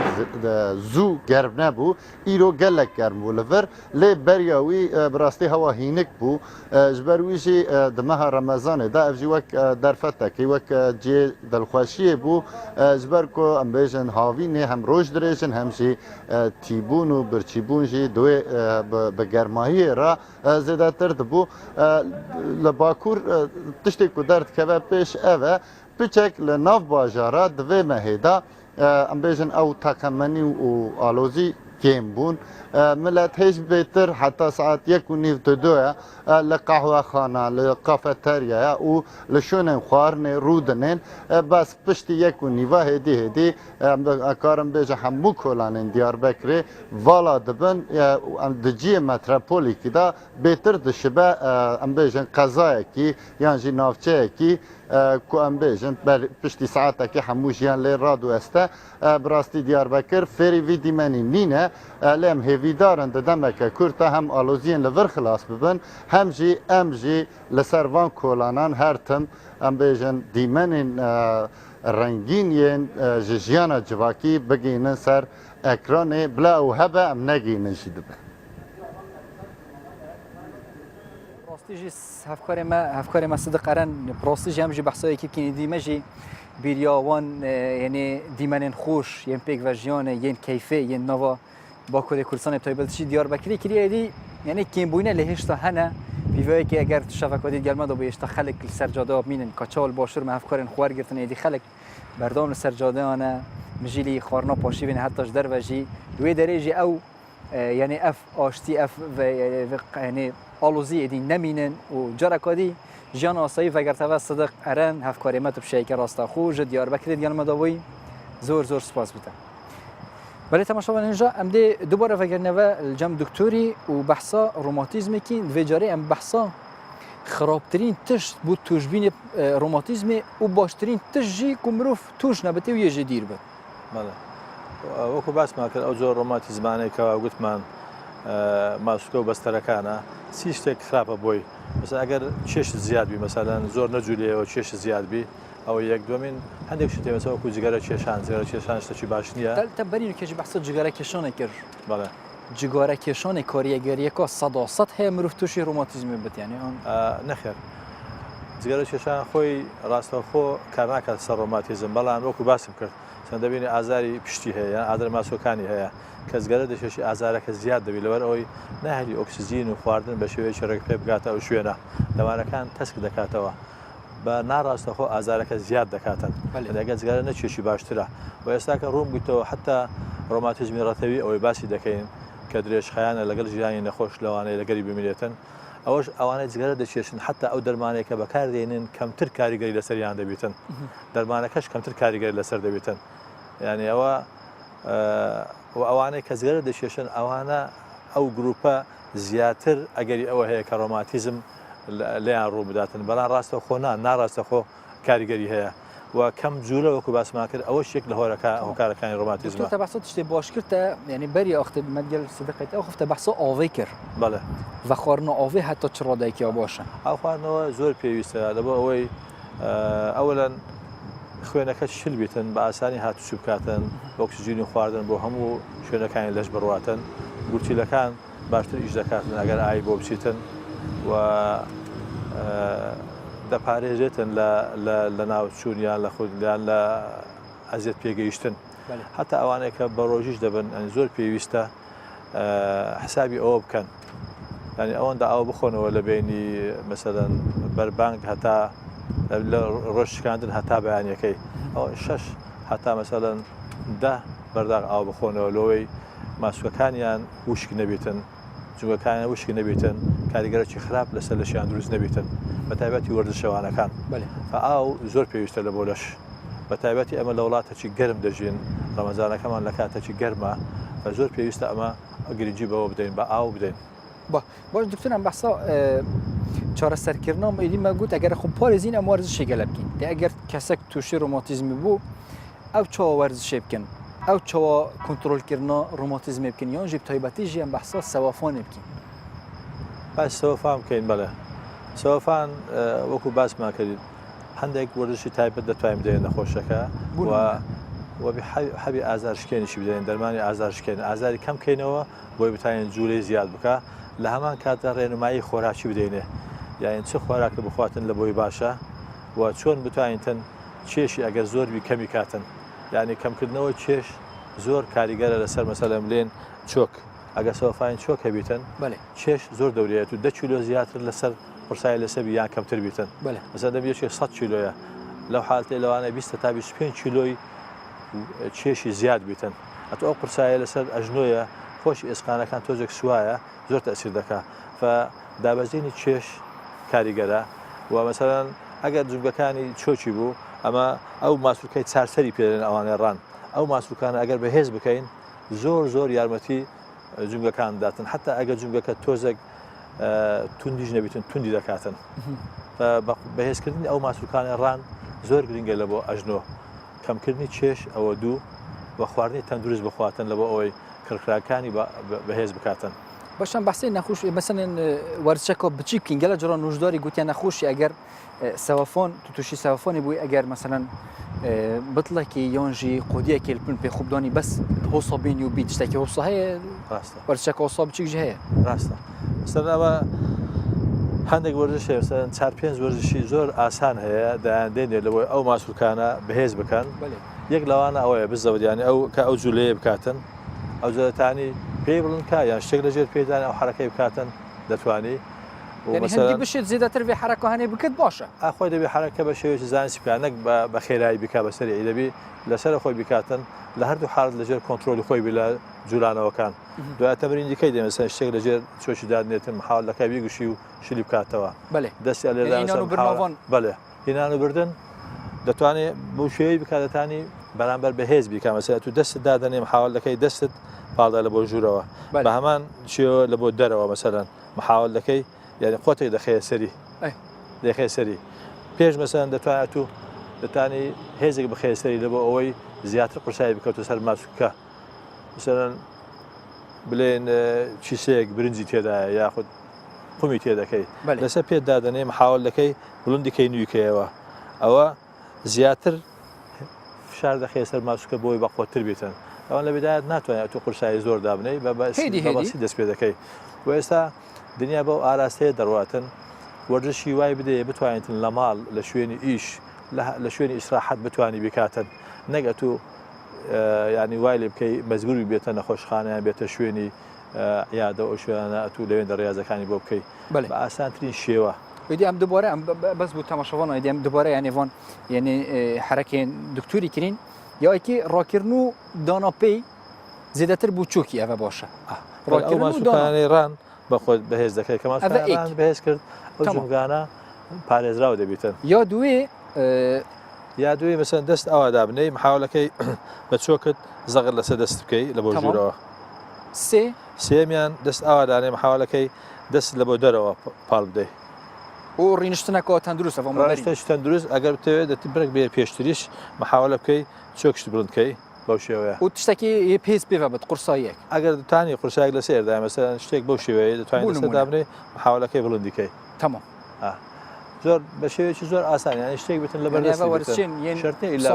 و کۆریگەریەکە باشی هەرتەی لا بچی ئاسن بینێت دانێوی ئەو شتان دەتانی زۆر شت ئەو بتڵە ئاوێکە لە دەستەوە خواردنەوە تانی ئەوی لەسەر دابنێ ینی هەر شتێک بیتن کە بە شێوەیەکی ئاسان بی بتوانی بەکاری بینی دکتۆر زێدەتر ئەف پرزگرێکە نەخۆش مەسەن تووشی نەخۆشی ڕۆماتیزمی بن دەچن سەردەنەوە هەندێک نوژدارەکەن ئیدی ئەم کوردیت بێژنن گینیکێکی حەبکۆت دنەوێ یە دەرمانە چ حەب خواردنەك و چ دەرمان خواردنەك یا باشە ئیدی و مرۆڤ خراپژی دیر کەوت خۆی یەک شت هەیە من دەمێ بیلێم گرەی ئەوەن لە دکتۆرەکان دەکەم دوای ئەوە لە یادەی لاکۆڵان لاکۆڵان دوای لە نەخۆش مەسەلەن مادەی ستیرۆید بە حەب بەکاردێن وەکو حەبی پرنیزۆلۆن یاخود دەرزیە دەرزی دیکسامیتازۆنە دەرزی دیکادرۆنە دەرزی دیپۆمۆدرۆڵە ئەوە ئەگەر زۆر پێویست نەبی مەخزوانی بەکاربیێنی بە تایبەتی بەڕاستی ئەوە تاوانە ئەگەر هاتوو نەخۆشێک خستە سەر ئەو عیلاجە ماوەی زۆری بەکاری هێنا زۆر خراپە لە بۆ زۆر زەرەر مەسەن دەبین دەستە لای عیادەکی لاکۆڵان دەرە پشتم دێشتن یان شوێنێکم دێشت دوو دەرز تێکەڵ دەکە ڤۆڵتارین لەگە دیکادرۆن تێکەڵ دەکە لێیتدا ینی ڕجام لە هاوڵاتیان هەیە ئەو شتە قبول نەکەن ئەو شتە قبول نەکەن لە عیادەی لاکۆڵانەکان دەچی بە 2000 دوو دەرزی لێت داتن یان تووشی چێم دەبی شوێنەکەی لەبەر ئەوەی دەرزیەکە زۆر پاک نییە زۆر بە قوڵی لێناداتن چەندین حالت میتێ وڵای لە ماوەی مانگە سێ حالەتی وام دێت چەند کەسمان هەیە لە هەولێر دەڕۆ دەشەلیتن لەبەر ئەوەی ئەو جمگەی ئێرانێ سوایە لەبەر چی لەبەر ئەوەی زیاد ئەو دەرمانی درایتێکە پێویستیش نەبووە ئەگەر پێویست بی دکتۆری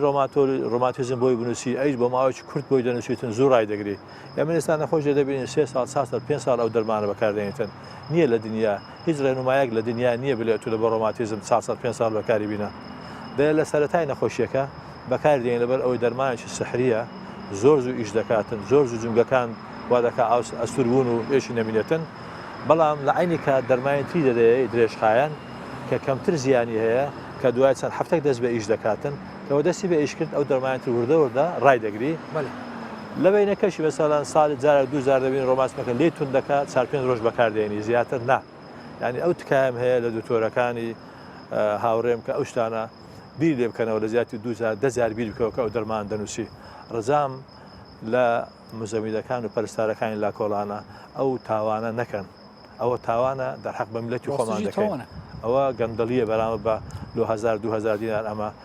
یعنی هاوڵاتێک کە کەس و کاری خۆمانە ئەمە تووشی ئەو گیر و گرفتەی بکەین تمام يعني باوك او ڕۆژە ئەفبوورە دکتۆرێکی ینی نەخۆشێکی گەنج هاتە لای من وڵای سوور ساڵ نەدەبوو هەردوو جمگەی ئێرانەی سوا بوو یعنی ئەوە چ دینە قبول دەکات چ وجدانە قبول دەکات دانا دەرمانی فشارێکی قبول دەکاتن ئەوە نازانم دكتور دەستپێکی من بحث سەحەتاتە بکەمەدی سەحەتاتە ئەم باسی تەمەنێتە ناکەین خۆ تەمەنێتە درێژ کرد سەحەتاتەوە چەوە گەل نەخۆشی ڕۆماتیزمی خۆ ئیشرات و توژی چ جۆرە ڕۆماتیزمێکی نەبیە وەڵام من پێشی تقریبا 15 ساڵ تووشی ئینزلاق بووم لە پشتم تووشی ئازارێکی زۆر بووم 2 ساڵ پێمەوە ناڵان بەڵام عملیاتم نەکرد هەر بە عیلاج تەبیعی تەحملم کرد و ئێستا وەزم زۆر باشە باشترین تش مرۆڤ چارەسەری خۆ بکرد ڕێکین سروشتیە زۆر باشە ینی باشترین وەرزش لە بۆ ئینسان وەگوتم ڕۆیشتنە ئەگەر بتوانی هەفتەی 2000 یان 3000 بچێ مەلەوانی مەسەلەن ساعتێک ساعت و نیوە بتانی مەلەوانی بکەیت دکتۆر هەمە پرۆسەم نتەکینە نمونە بەڵێ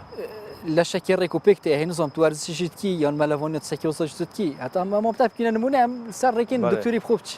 وڵام من یانێگە حسابی تەوانەکەم کەی 56 ساڵ عمرم تەمەنێتە درێژ بتشە يعني تەنها زەختم یەگەن هیچ نەخۆشیێکی دیکەم نییە و ئەگەر هەموو ڕۆژ نەڕۆم ینی بەلایکەم هەفتەی 3000 ساعتێک دەڕۆم لەسمە پارک سامی عەبدوڕەحمان سو پارکانی دیکە بە پێ دەڕۆم ماشەڵڵا و پاسکیریش مێ بە پاسکیری هاتوچوو دەکەم هەندێک جار دەچمە کولیەی ماشەڵڵا یعنی دکتۆر پاسکیری هات دوچون کرد ئێدی ئەمدا بەحسی بێت شتێ بکەین خەڵک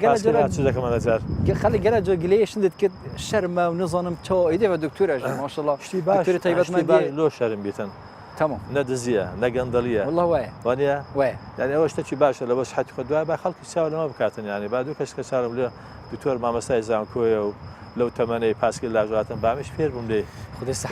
لەبەر ئێمە شەرم بکەم باکسەوە لەو شتە دەکەم بۆی دوو کەس کە چاو لەم بکاتن ئینشاءڵڵا دکتۆر ئەمدا بەحسێ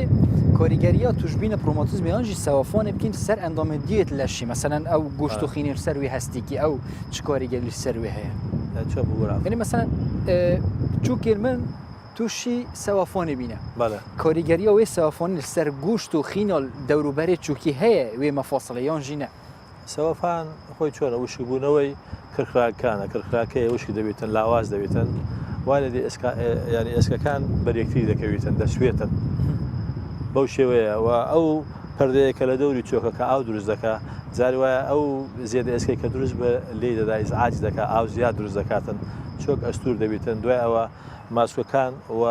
بەستەرەکانی ناو چۆک لاواز دەبێتن لە کاتی ڕۆیشتن ئێسکەکان لەچێتی دەجوورێتەوە کە دەڕوا دەیە دکتۆر واز دەکەم پێم مەسەن فەل دەکاتن ینی ناتام سێتەرە بکەمە سەری بەو شێوەیە یان ئەگەر بێت و محاوەرە نەکەی مەسەلەن خۆ پارێزی لەو حاڵەتە یان زوو ماسکۆکان بەهێزکەی بە وەرزش دەگاتە ئەو قۆناغی وای لێتن تمام ئێدی پرۆسیژی بەحسەوە دەبکەینە خەڵک گەلەگلێشن دێت کرد مەسەن کەش هەوا خوشنینە یانژی گەرمە نەشین هات نچوونێ بیان زۆر شێ بکەین پرۆسیژی نوکەل هەولێرێ باشتری کوردستانی کەشەوەیەکی گەلێکی خۆشە هەوایەکی پێزی تێت لێ هەوایەکی یەفێنێکیان بێژین چێت بت یانێ دەنگێ مە دەنگێوی هەوای لمایکێژی پشتا گوێ بینە ڕپرۆسی هەو کەشەوەیەکی خۆشە دکتۆرم بەحسا هەیڤ ڕەمەزانێ و چارەسەرکردنا ڕۆماتیزمی پرۆژیگرتنی چاوایە بەس بە ڕۆماتیزم زۆربەی زۆری حاڵەتەکان ئەگەر بێت و بە شێوەیەکی ڕێکپێک بەرنامەیەک بۆ ژیانی خۆی دانێ لەژێر چاودەری دکتۆرێکی ڕۆماتیزم لەگەڵ بڵێن تایبەتمەندێکی خۆراکی هیچ گیر و گرفتەکمان نابی زۆربەی دەرمانەکان دەتوانین بیدەین ڕۆژی 2000 ڕۆژی 3000 کە دەتوانانی دوای ئیفتار دەست پێ بکاتن حەبەکان بخواتن بەڵام وەکو گوتم زۆر گرینگە جوولە ئاو خواردنەوە بە شێوەیەکی ڕێکپێک بۆ ئۆرگانەکانی لەشی ئەزیەت نەخواتن و ئەو خواردنانێک کە ئەمە دەلێن تەندروستە ئەوانە بخواتن و دەرمانەکان بە شێوەیەکی ڕێکپێک بخوا بەرمایەکانی پزیشک بەکاربیێنی ئێمە هیچ بشکێکمان نییە لەگەڵ ڕۆژی گرتن و ڕۆماتیزم هێنێتگە ڕۆژی گرتنی ئیدی باشکارمان نییە تەنها ئەوانەی مەسەن دەبێنی ڕۆماتیزمی ڕەتەوی هەیە لەگەڵی زەختی هەیە لەگەڵوی تەسیری مەسەن لە دڵی کردیە تەسیر لە گورچیلەی کردیە ئەو حالەتانە پێیان دەلێم ڕۆژی گرتن لە بۆت باش نیە بە تایبەتی هاوین مەسەلەن 14 ساعت دەبینی ئاو ناخواتەوە شت ناخوا تەسیر لە لەشی دەکاتن لەوانەیە زیان بەخشبی ڕۆژی گرتنەکە لە بۆ لەشی بە ساراحەت پێی دەرم من بە شێوەیەکی زانستی پێی دەرم دکتۆر نیشتەرگەریەکۆدی هاتێ مەسەلەن تە بەحسێ کردکراگە مەسەلەن چووکی کرد ئەگەر شناو بچێت مادەیەکی دی لوی جیهی بێتە دۆنۆن ئەف مادە هەنێ حتا چ ڕادە پزیشکیان درستە زۆر زۆر دەرزی هەیە دەتوانین لێ دەین لە چۆک بەس یەک لەوانەیە ئەو دەرجەیە کە گوتم مەسەلەن مەفروض وایە 10,000 بیر بکەیەوە پێشی ئەوە لێ بدەیت لە هەندێک حاڵەتی ڕۆماتیزم هەیە زۆر سوودمەندە جاروا یەک دەرزی لێ دەیت تاوای تو چۆش شادەبتەوە یان دەبینی ساڵە 2000 پێویست دەکات دەرزێکە لێ بدەیت ئەویش شتێکی باشە دەرزی تر هەیە ئێستا کە یا مەسەلەن 5 دەرزی هەفتەی دەرزێکی لێ دەی هەمان ئەو پێکاتەی ئاوی چۆکە ئەو مادە زەردێکە ناو چۆکەیە هەمان مادەیە دروستیان دەتوانێت بە دەرزی لێ بدەیت ئێستا هەیە ناوعاشتری شەیە مەسەن 1 زار لێ دەدەی لە زیاتی ئەوەی 5 دەرزی لێ بدەیت 1 دەرزیە لێ دەی 6 مانگ ساڵێک کاریگەری دەبێتن هەمان مادەیە ئەو ئاوەیە کە لە چۆکەیە پارادەیەکی باش لە بۆ هەندێک حالەت سوودی هەیە بەس بۆ هەموو حالەتێک نا بەێ دی دکتۆر شوان قادر بسپۆرێ نەخۆشیە ڕۆماتیزمێت و دەمێبوری دڵگەلمەدا بووی زۆر سپاس بوو تا زۆر سپاس بۆ ئامۆژگاریە تە تایبەتیژی بوو کەسێن نەخۆش یەن تووشی ڕۆماتیزمێ بووین زۆر سپاس دکتۆر زۆر سپاس بەێ دی تەماشاوان هێژە ئامۆژگاریان تایبەت بوو دکتۆری ئەم تایبەتیژی وان کەسە بە حەسکین ئەوێت تووشی نەخۆشە ڕۆماتیزمی بوون ئیدی سڵامەتی بوو هەر کەسێکێ تووشی هەر نەخۆشیەکی بوو بەێ تەماشاوان هێژە ئەمێش باشوور دیسا بەرەف باکوور وەچین vê carê em dê behsa turba hunermend û helbezwanê Kurd Ehmedê Xanîkîn taybejî teyba Remezan da cê wextên din jî yani hevkarê min Mîr jî dibêjit Mîr hevkarê min dibêjit ew bajarê min e behsa bajarê agiriyê dikir bu ezî dê zêtir em beheskîn êdî pîvayekê Mîr demekî nêzik biçî carekî dî seredana agiriyê jî bikî temaşa ne ja beref agiriyê û turba Ehmedê Xanê û pişt ra jî dê vegerîne ve û paşîv berdam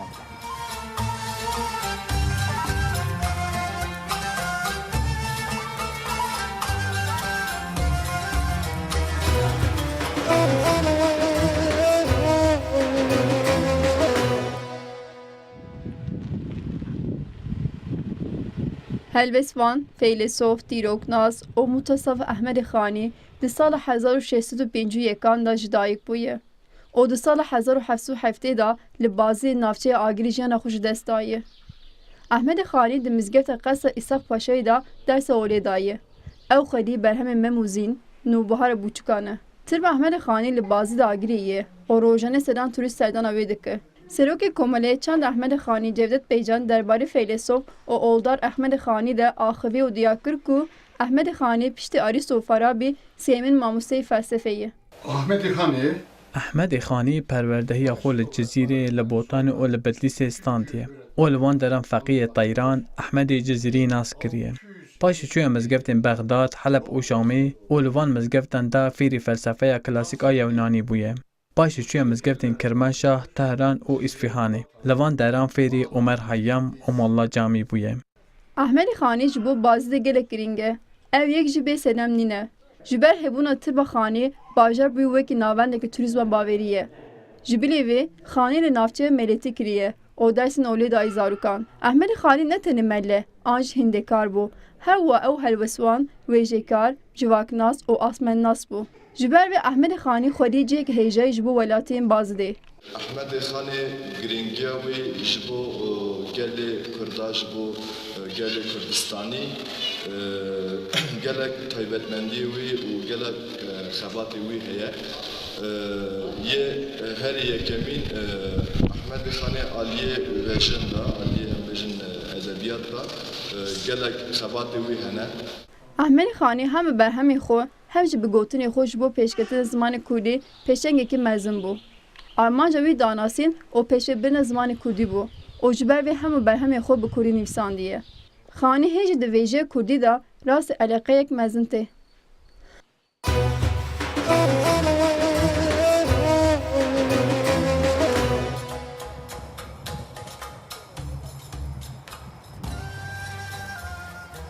بله تماشاگران جوجی تربا احمد خانی بو لبازی ده لآگری پیوی که جمعی روزه که شروجن به دالگل هفت کاری ما در هنر میری سردان و درب کینو سردان تربا احمد خانی جی تماشاگران جا پاشی و هجدهش کردستان بسیار جوارات پیشکش کردن ابجی دنگه یه ماموستای آینی یان جی ملای یه مزگفتا جل خیاطت ایدی دیار هیدی وقت کیم ما یک وام پاشی بخویم به که جی پاشی و ما افشه وجه دو ما یکتر پاشی و بیز جی امی وگرین الجمعه و برگو طیبت و افکارین ما جی و داره دید گلمه بردامن حتی همون الصباحی پاشی و الوا صحت باز بیر نکن زیده آوه و خون داهین صباحی تهنی نون